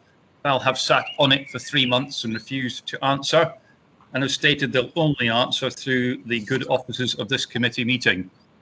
So you've now suggested, Mr. Chair, that we have a few minutes only to deal with this. Once again, as I said at the last meeting, this is a mechanism to avoid scrutiny. FAL have simply chosen not to answer some pertinent questions that relate to the climate crisis. So how do we make progress? Sorry, I mean, your opinion is your opinion. I mean, you're being given the opportunity to ask questions. I think FAL has responded to the questions, some of which... No, Mr. Chair, that's incorrect. Well, they've either responded or said they do not propose to respond, I believe. Correct. They have said they do not propose to respond other than through the good offices of this meeting. They will only answer them in committee. So here we are. If you're happy to go through them all, I'm delighted to take the committee through them all. Can I say I'm a bit confused now, because I have before me an email from Whitaker, which says in lieu of FAL taking questions directly, those that are posed through the website, that their questions from the public should be placed through the local representative on the committee, not the committee as a whole. Now, it seems to me that that is an unfair burden on individual members of this committee. Look, I think that just like Mike, thanks. Look, the reason we're just not unable to handle the volume of questions is just the huge resource that it takes to deal with them. And I know you don't disagree, but just please let me finish. What we've said is, if you have questions, you should put them through your elected member on this committee.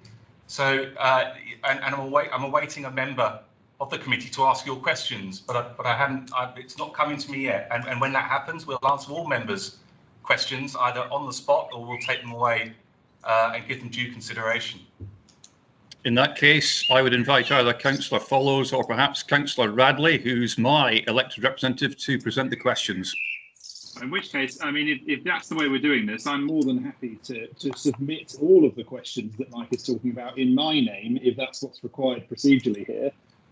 Because I think if you're basically saying they can't be answered through email, but only giving a short time in committee and or having it done this way, I mean, that's what we'll have to do. Yeah. So thank you. Well, we'll take the question, Paul. You're fielding the questions from. I will act now as custodian for Mike's questions, and if that's what's required, and my assumption will be that there'll be answers either distributed before the next committee or at the next committee proper. Yes. Thank you, Councillor Follows. In that case, there are only two questions that we have at this stage for the FACC, not FAL. So I'll proceed with our two questions for the FACC. Okay. And the first one is, what measures did the FACC undertake to review the Sustainability and Climate Change Charter on its publication in February 2012, or after its approval by Rushmore Borough Council in September 2012? And why was TAG's failure to develop a long-form sustainability charter not identified? Or if it was identified, why was it not challenged? Oh. If you'd like me to provide some more context to that question, I can. Well, I'm afraid you're talking about 10 years ago. I'm not sure that I'm not immediately familiar with what you're talking about. So if you want to provide some context, that might help us. But I'm afraid we don't have the materials here to answer that question. Certainly. It was a question asked at the last meeting. You may recall that as part of the 2010 planning application, FAL were required to produce a Sustainability and Climate Change Charter. That was a Section 106 obligation. You might remember this was debated at the last meeting. It was unclear where that had gone, and people researched what had happened. It's quite clear now that no long-form charter has been produced. What was taken to that Rushmore Borough Council meeting in September 2012 was simply the summary that was included in the April 2009 TAG Master Plan. Word for word, picked from that and presented to RBC as the Section 106 solution. No long-form charter has ever been produced. Now that to me seems shocking, given where we now are. So again, I asked the committee, why was that not spotted? Or if it was spotted, what did you do about it? I'm afraid we'll have to take it away, Mike, because I don't know the answer, and I'm not sure anybody else around the table knows the answer. We can't help from what we have here. So we'll have to investigate it. But I can hazard a guess. It's because we weren't aware of that part of the process. That's if it was a 106 fulfilment for Rushmore, then Rushmore as a local planning authority would have received that document and they would have made a judgment call if it was fit for purpose or not. We would have to defer to them if we thought or anyone wanted to challenge the validity or completeness of that submission. Unless it had been brought to the attention of this committee that at the time that people thought the submission was substandard and wanted us to intervene and lobby Rushmore Borough Council to insist that it was more detailed, it just wasn't going to happen because, quite frankly, we're not aware of everything. I'd like to think I'm fairly aware of major documents like that going through Hart District Council, but I have no knowledge of the equivalent going through Rushmore Borough Council because we're two separate entities. Anyone else who isn't in a local planning authority is even further removed from the process. And so I suspect it's simply we just were not aware and no one flagged it at the time. Okay, well, thanks for that. I mean, we have two members on this committee from Rushmore, so could we ask them to pursue this with their officers? Yes, more than happy to take that up. Okay, Paul Taylor. Is that Paul? Sorry, I can't see you, Paul. Oh, sorry. Really want to see me? Okay, so can we take that away as an action then, that Rushmore will... And Mr. Chair, I have pursued it with the officer in RBC. That's how I know the answer. Okay. RBC simply accepted at the September 2012 meeting the words that were in existence in April 2009, word for word. So my question is not for RBC, it's for this committee. It's on the topic of climate change. I'd expect this committee to be aware of such an important document on the issue of climate change. The fact that it didn't know strikes me as a shocking oversight. Well, you can accuse the committee of all sorts of things, but I suspect in 2010, climate change was probably not that prominent a subject. And therefore, you know, it's quite understandable that the committee might not have concentrated on that. But I mean, that's not going to get us anywhere. We need to see what the current position is and when anything needs to be done about it. So thank you for flagging it up, but I don't think we can do more than that now. So I need to recheck that. Can we check that the reference to climate change is for contribution to climate change and not resilience from climate change, as is more common in planning documents? Okay, so we'll have to look at it, Mike. I mean, we obviously we can't give you an answer now, but let's look at it. Okay, Mr. Chair. Again, I'd just point out for the benefit of those watching this, these questions have been with you since the 9th of March. 3 months to look at this issue. I'll move on to my second and final question. Yeah, can I? Grant, before you say anything else, Mike Grant, if you don't mind, just wait a minute. Can you just tell me who the officer was that you spoke to, please? If that was a question to me, Mr. Taylor, I can barely hear you. Yes, he's asking which officer you spoke to at Rushmore. I'd have to check, and I can certainly provide the answer to that perhaps in the course of this meeting, but I'll have to go away and look at my other computer to do that. He's the RBC rep who I think oversees or is the link into the airport on the sustainability side. Richard Ward. Richard, that's the guy. Okay, thanks. When did you raise the question with him? Sorry, I need to know this. And when did you raise the question with him last, Mike? That was done about 3 weeks ago. Okay. And he and I had an email chain. I can forward it to you if that would be helpful, but that established the position. Okay, thanks. Okay, your second question. Second and final question for the FACC. Having acknowledged the climate crisis at its meeting on 18 February 2021, and in the light of FAL's annual sale of 30 million of fossil fuel in 2019, and with similar quantities in other years, does the FACC accept FAL's description of Farnborough Airport as a global sustainability showcase for airports? And I quote, a global sustainability showcase for airports as a clear, fair, and not misleading to members of the general public. It's a question on greenwash. Yeah, just a point of clarity, Mike. That's our vision. You know, that's where we want to be. So maybe that helps answer the question. Yeah, thank you, Mr. Gear. It's for the FACC. Well, I for one, am not quite sure what I can do as a member of the FACC to respond to Mike's question. As much as I would love to be able to help him, but I'm really struggling to understand what's expected of me. Are we talking about a distinction between airfield operations and airport operators? Is it that point?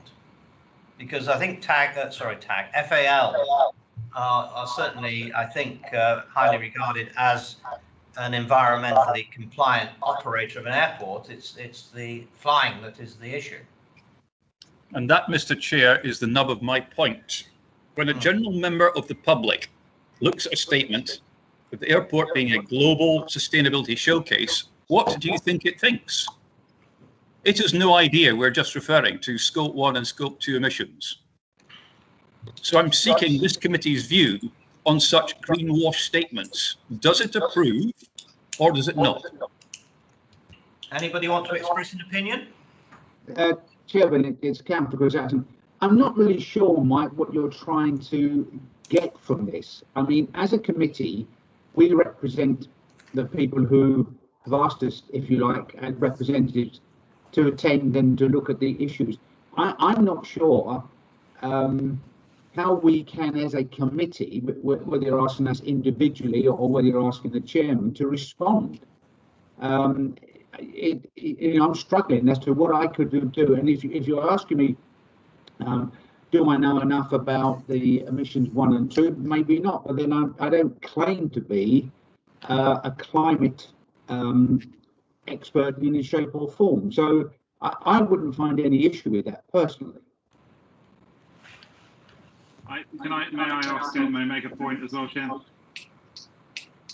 Yes. My point would be that any such statement, if it did have appended to it that it was only Scope 1 and 2, and that the actual flying was Scope 3, at least that would be the more transparent way of doing that, and would certainly at least not give rise to any confusion. I actually do completely agree with Mike, but I think if you hear that statement without knowing the detail, you would assume that it includes the actual users as well in terms of the flying. If you were very clear and transparent that it was purely Scope 1 and 2 and excluded the flying, I think at least that would be honest. It probably wouldn't quite get the thrust of what you were trying to do, but it would at least be honest. That would be my opinion. Well, we're not being dishonest. We're saying that's a statement of intent. No, please, it's a statement of intent. We're not saying that now. This is the direction of travel. Surely people have to recognise that if we could get there, that would be something worth doing, no?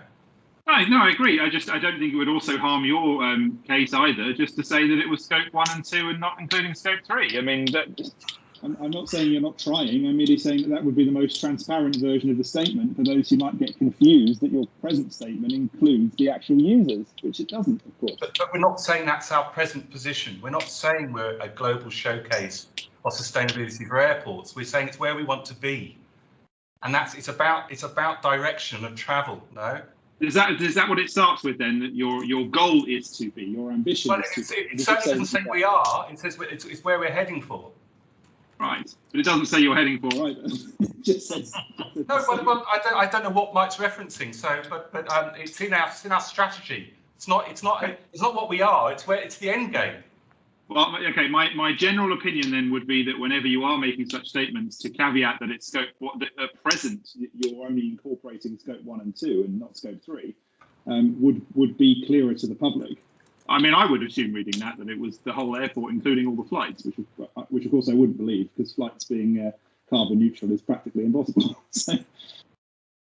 I think the PR department maybe needs to look at it again. I don't know, but yeah, it's a fair point, and I think FAL ought to review what it's been saying. Well, I think the PR department have already had a look at it, and that's the problem. Yeah, well, maybe, I don't know. Yeah. Mike, can you just tell me what document you're referencing? Because I'll obviously take a look at it. Yeah, I don't have that in front of me, but I will find out and I'll report back to you. Thank you. Okay, can we move on then? Because I'm conscious of time. Any other questions? There's hands up from Tim Wilkie. Mr. Chairman, it was really this item that I wanted to have a quick chat about. I live probably in the highest point in southern England. It's a tussle between myself and Leith Hill Tower, and your airlines or aircraft seem to be using my swimming pool as a turning point to vector into the airfield. Now, when I first looked at the complaints, I saw there were loads and loads and loads from Hindhead, but since then I understand it's come from possibly one person, whom I have no idea who it is, but I can assure you it's not me, because I would act in a different manner. But my concern is really one of, with your previous item, is would the committee please consider to include a local representative from this area? We are the highest point here, so probably see more underbellies of aircraft than anything else. A Beacon Hill interest group, Churt Town Council, Parish Council, someone from us from this area that could make representation onto your committee. I mean, Tim, it's a problem. It's quite a question of getting a balance here, because if you look around this area and maybe draw a circle of 20 miles or 30 miles, you'd have probably dozens of parishes, districts, counties, and where do you draw the line? It's extremely difficult, and so, you know, I sympathise, but I just think you might end up like Heathrow. I used to occasionally go to Heathrow, and they needed almost an aircraft hangar to get everybody into it, and you couldn't have a proper discussion around the table. The committee was simply too big. So I would say, if you've got concerns, there are Hampshire and Surrey county councillors on this committee, so presumably you're in either Surrey or Hampshire. You could certainly route questions through them. Yes, I think Paul Follows is probably my local chap who lives. So you're in Waverley, are you? I'm certainly for Churt. Yeah, for Churt, I'm certainly your borough. Well, I'm not specifically your borough ward councillor, but I'm certainly representing the borough in which you're in. I am, of course, a county councillor as well, although for a different division. So, from my point of view, if you wanted to relay those things from Churt to me, I have no problem with that whatsoever. And if there's anything I can do to help in that regard, please do shout. I think that we'd like representation in some form, and thank you for that. And perhaps a regular. Perhaps you could put something out in one of your leaflets or something, whatever it is, to say to people, if you're worried about, or if you've got concerns about the new flight path, I'm a man on this committee, because not very many people know about FAC or whatever it is. I just hope that you'll be mindful that I'm probably the bearer of the worst of the noise when your aircraft comes right over me. Tim, I'll write to the clerk of Churt as well. I'll write to the clerk of Churt as well, just to see if just so it's put around the parish as well. I should just say the Chinooks are even worse.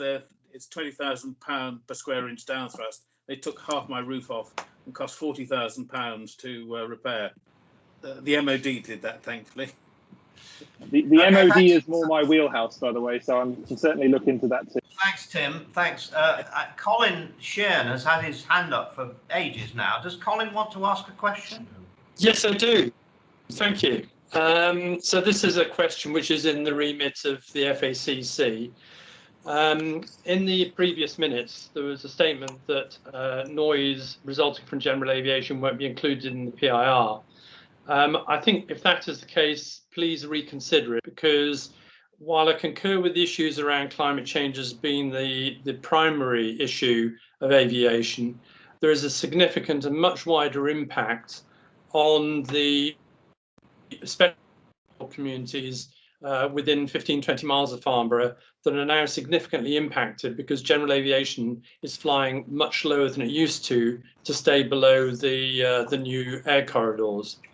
And most of the conversations that I am a part of and hear about in the South Farnham area are about noise and general aviation, and in fact the issue of how you control aircraft, and you know, a lot of them don't have transponders, for example, so you can't report breaches.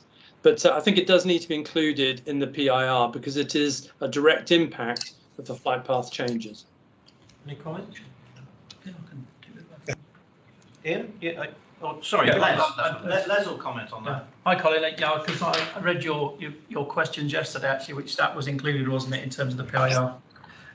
So yeah, I think if we cast our minds back to, I think it was a February FACC where Jeff raised a few questions that he asked if we could sort of get into the PIR review, and we reviewed them on reflection. We managed to put those in to the spec. So I think that was around areas that are overflown.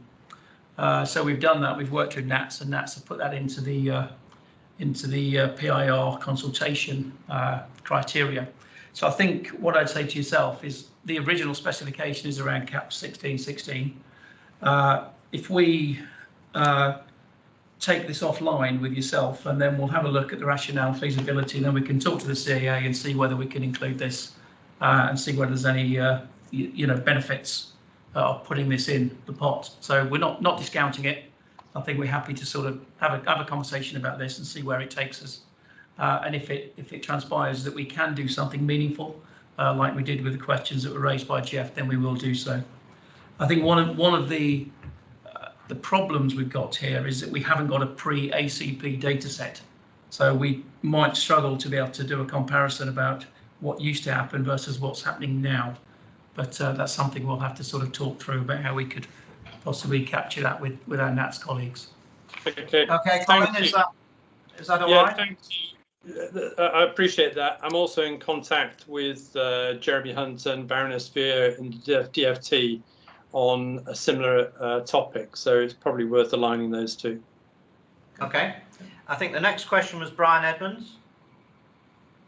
Thank you, Chair. Yeah, just an observation. I think considering the questions, we ought to spend more time on noise because a lot of the complaints are about noise. The other thing is, considering the change of flight paths, I thought that the change of flight paths was to reduce CO2 emissions. Has anybody got to say anything about that? I mean, one of the main original intention of the ACP was around safety, aircraft safety and design. So consolidating aircraft into shorter sort of roads in the sky. So obviously that's a factor, because if they're on set sort of SIDS and stars, then obviously we can maintain better fuel efficiency. So I think that's one obvious benefit of this. But some of that will be flushed out in the PIR review, Brian. So I think it would probably be a bit early for us to be able to put anything meaningful behind that at this stage. Thank you. Well, if we could talk about safety, wouldn't the flight paths avoid high density populated areas? Is that one you want to pick up in? Well, certainly during the ACP consultations, the sways of flight paths were kind of designed to provide the most kind of minimise the disruption over the areas. Certainly, there is probably still an element of areas being overflowed, but I think that kind of comes back to Jeff's original comments from the previous FACC, where we have agreed to increase the scope to determine the new populations of who are overflown versus the previous populations. So that will be something that will be reported on. And just to touch on the safety element, the main safety part, Brian, is the segregation between general aviation and let's say commercial business aviation. Previously, in an unknown traffic environment, which is an air traffic term, which means we have our aircraft that we are working and potentially aircraft that we are not speaking to. We had no control over where those aircraft were, and they could fly in direct confliction with our inbound aircraft. Now, in regulated airspace, they are unable to do so. Well, they are prohibited to do so. You know, people can still stray to airspace inadvertently, but the majority of the occasions we see aircraft staying outside of their controlled airspace, which results in aircraft flying a more direct pattern and not being required to be broken off that approach, circled around again, which will, a net result for that will be certainly a reduction in CO2 emissions. So the safety was directed at aircraft separation rather than consequence of an air traffic accident? Yes.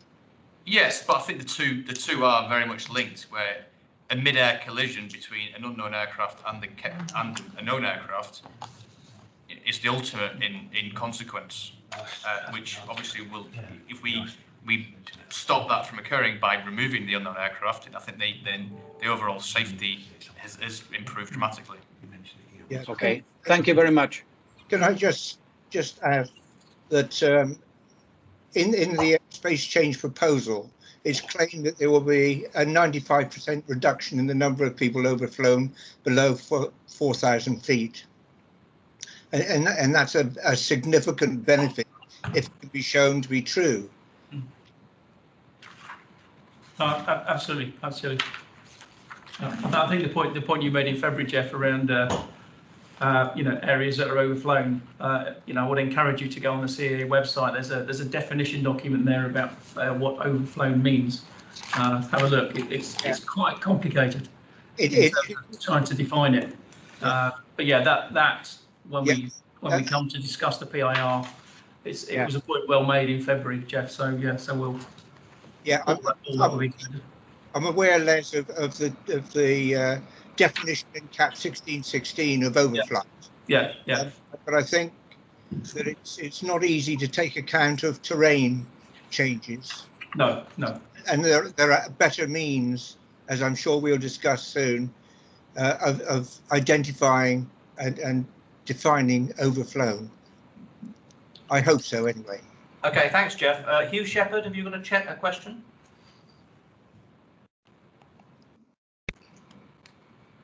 I'll try again. Yes, got it now. I'm just thinking it's high time, surely, that FAL, RBC, and the FACC join forces and bid to be on the consultative committee list of the DFT instead of this business of us being off to one side for some reason lost in the midst of time. Okay. I don't know the implications of that, Hugh, but I mean, I'm sure we could take it away. Surely we've asked before. I think Hugh is suggesting that we apply to be part of the Section 35 of the Act, a designated airport, yeah. A designated FACC. Yeah. And the benefits of that, as I see it, are that we would have an opportunity to complain to the DFT if we felt that we weren't acting properly. Okay. Right, we could take that. We'll look at it. I was aware we weren't designated, but I didn't know what the implications of that were. Probably only the airport can apply to be designated, I would have thought. Yeah. I mean, the list is, well, it's 20 years old. The list is out of date anyway. There's airports on there that are closed. And This is designated under Section 35, not a designated airport which says, and there are only 3 of them, designated by the Secretary of State as Heathrow, Stansted and Gatwick. Well, there's a long list, though. Yeah, there is. Anyway, we'll look at that, Jeff. Thank you very much. There's just one other question for the minutes. Gareth Saunders, who is a councillor at Church Crookham, sent in a question, which there was a reply. But do you want to summarise what you said, Ian? Yeah, sure. Ian Dixon replied to this question. I think that the nub of the question was, the website is what software package called? Well, WebTrack. Yeah, so the members of the public have access to the WebTrack application, as far as I'm aware, which allows them to monitor flight paths. And so Mr. Saunders, or sorry, Councillor Saunders, apologies, asked the question when aircraft weren't flying absolutely bang down the centre line of those, and why the reasons were, and to what end is done about that. So I've sent a response, quite a lengthy response. I don't know if that will be published. That has been circulated. That has been circulated. Okay. We'll put it on the website. So the full response will be on the website. But essentially, I've gone into a description of what the RNAV, which is the navigation standards, the arrival and departure tracks operate to, and some technicalities of what the various reporting points, and as to why aircraft may deviate slightly from those paths. So it's explained in there. And then it also then goes on to the ACP consultation document, figure B9, which is in part B, and it does show that the sways of where the aircraft will be, and then all the reports are within those sways, which there were 3 sections. Basically, one where aircraft should be flying most of the time, aircraft may be flying, and then aircraft are less likely but still legally allowed to fly. And then just to summarise at the end as to what is done about any kind of deviations. So ultimately, if there's any flight safety implications, we will report that to the Civil Aviation Authority as an MOR, which is a mandatory occurrence report, which will be investigated by us as air traffic control, potentially by FAL, but that's less likely if it's in the air, and then also by the CAA. That's if safety is compromised or we feel there has been negligence. However, if there's something, a low-level event that we feel it's just a slip or a lapse, and there was no malintent, there was no safety erosion, we apply what NATS and also Farnborough Airport have. You may be aware of a just culture policy where we don't punish errors or omissions that are commensurate with people's experience and training, but equally we will not tolerate willful negligences or non-conformances. Yeah, I think that covers. Thanks very much, Ian. So that's on the website anyway, but if anybody would like to look it up, you'll find it on the website. I think we're coming towards the end. There's Colin Sheehan again. Question, is that right, Colin? Yeah, thank you. Just a very quick comment. I think the metric of being overflown is not a good one, because being overflown, if you live in a town where the background noise is 60 decibels, an aircraft goes over at 65 decibels, is hardly noticeable. Whereas if you're in the countryside and an aircraft goes over with a background with 30 decibels, it's very noticeable.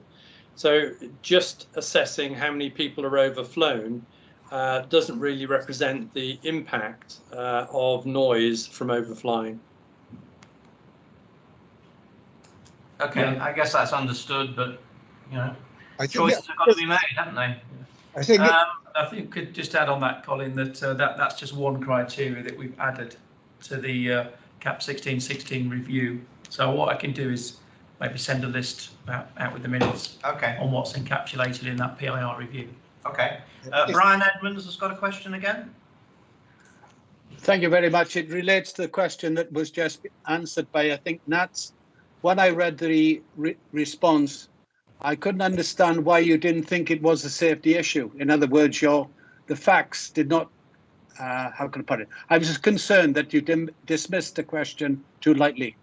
Okay, what scenario, Brian? Because was it the... Well, you said that there was no safety issue, but having read the question and your answer, I couldn't understand why you came to the conclusion that there was no safety issue. Well, I think we would determine a safety issue with if the aircraft was unsafely positioned in proximity to terrain or another aircraft, or if it left controlled airspace. I think we're talking about the inbound aircraft routing where the pilot took a turn slightly early and deviated maybe 2 or 3 track miles from where his intention was.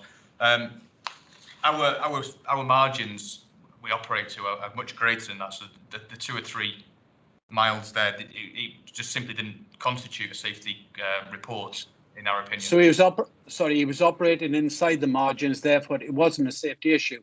The other thing that I think was brought up was somebody misunderstood the instructions from air traffic control. Yes, I think that's the same event we're talking. Yeah, and okay. It is that misunderstanding is something that we have identified, and we're working on our own internal procedures to kind of better communicate to the flight crews exactly what we are trying to achieve in that instruction. And it's something, because don't forget, this airspace and operating the airspace is a very new thing for the air traffic controllers as well as the pilots. So there is certainly an element of bedding in and learning on all sides. And it's something we're taking away, and we are refining our procedures as best we can. Thank you very much. Okay, thanks, Brian. Any more questions from anybody? Nobody else is indicating. Jules Crosley.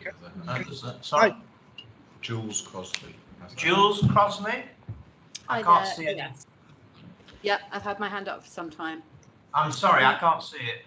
That's okay. I'm just trying to turn my camera on, but you can hear me. That's the main thing. I just wanted to point out to all committee members that Blackwater Valley Friends of the Earth did make a submission, an application to join the committee at the beginning of May. And we'd just like to restate that we're happy to stand for and be in contact with all of the local climate active groups locally. And that, you know, we're looking forward to that next meeting and getting the date for it, because hopefully you'll be discussing our membership then. Okay, thank you for replying. Is there anybody? Is Julia Webb? Is Julia Webb asking a question? No. Okay. Anybody else got any? I think there have to be final questions. There was just, Chair, there was just Okay. one email just that Colin sent through yesterday, which touched on airspace. There was a couple of other questions you had in there, Colin, around sort of noise and sustainability. I didn't know whether you wanted us to cover those or whether you wanted us to just reply to you. If you could reply, that'd be great. Some of it was just around clarifying the flight paths and vectoring as aircraft come into the airfield.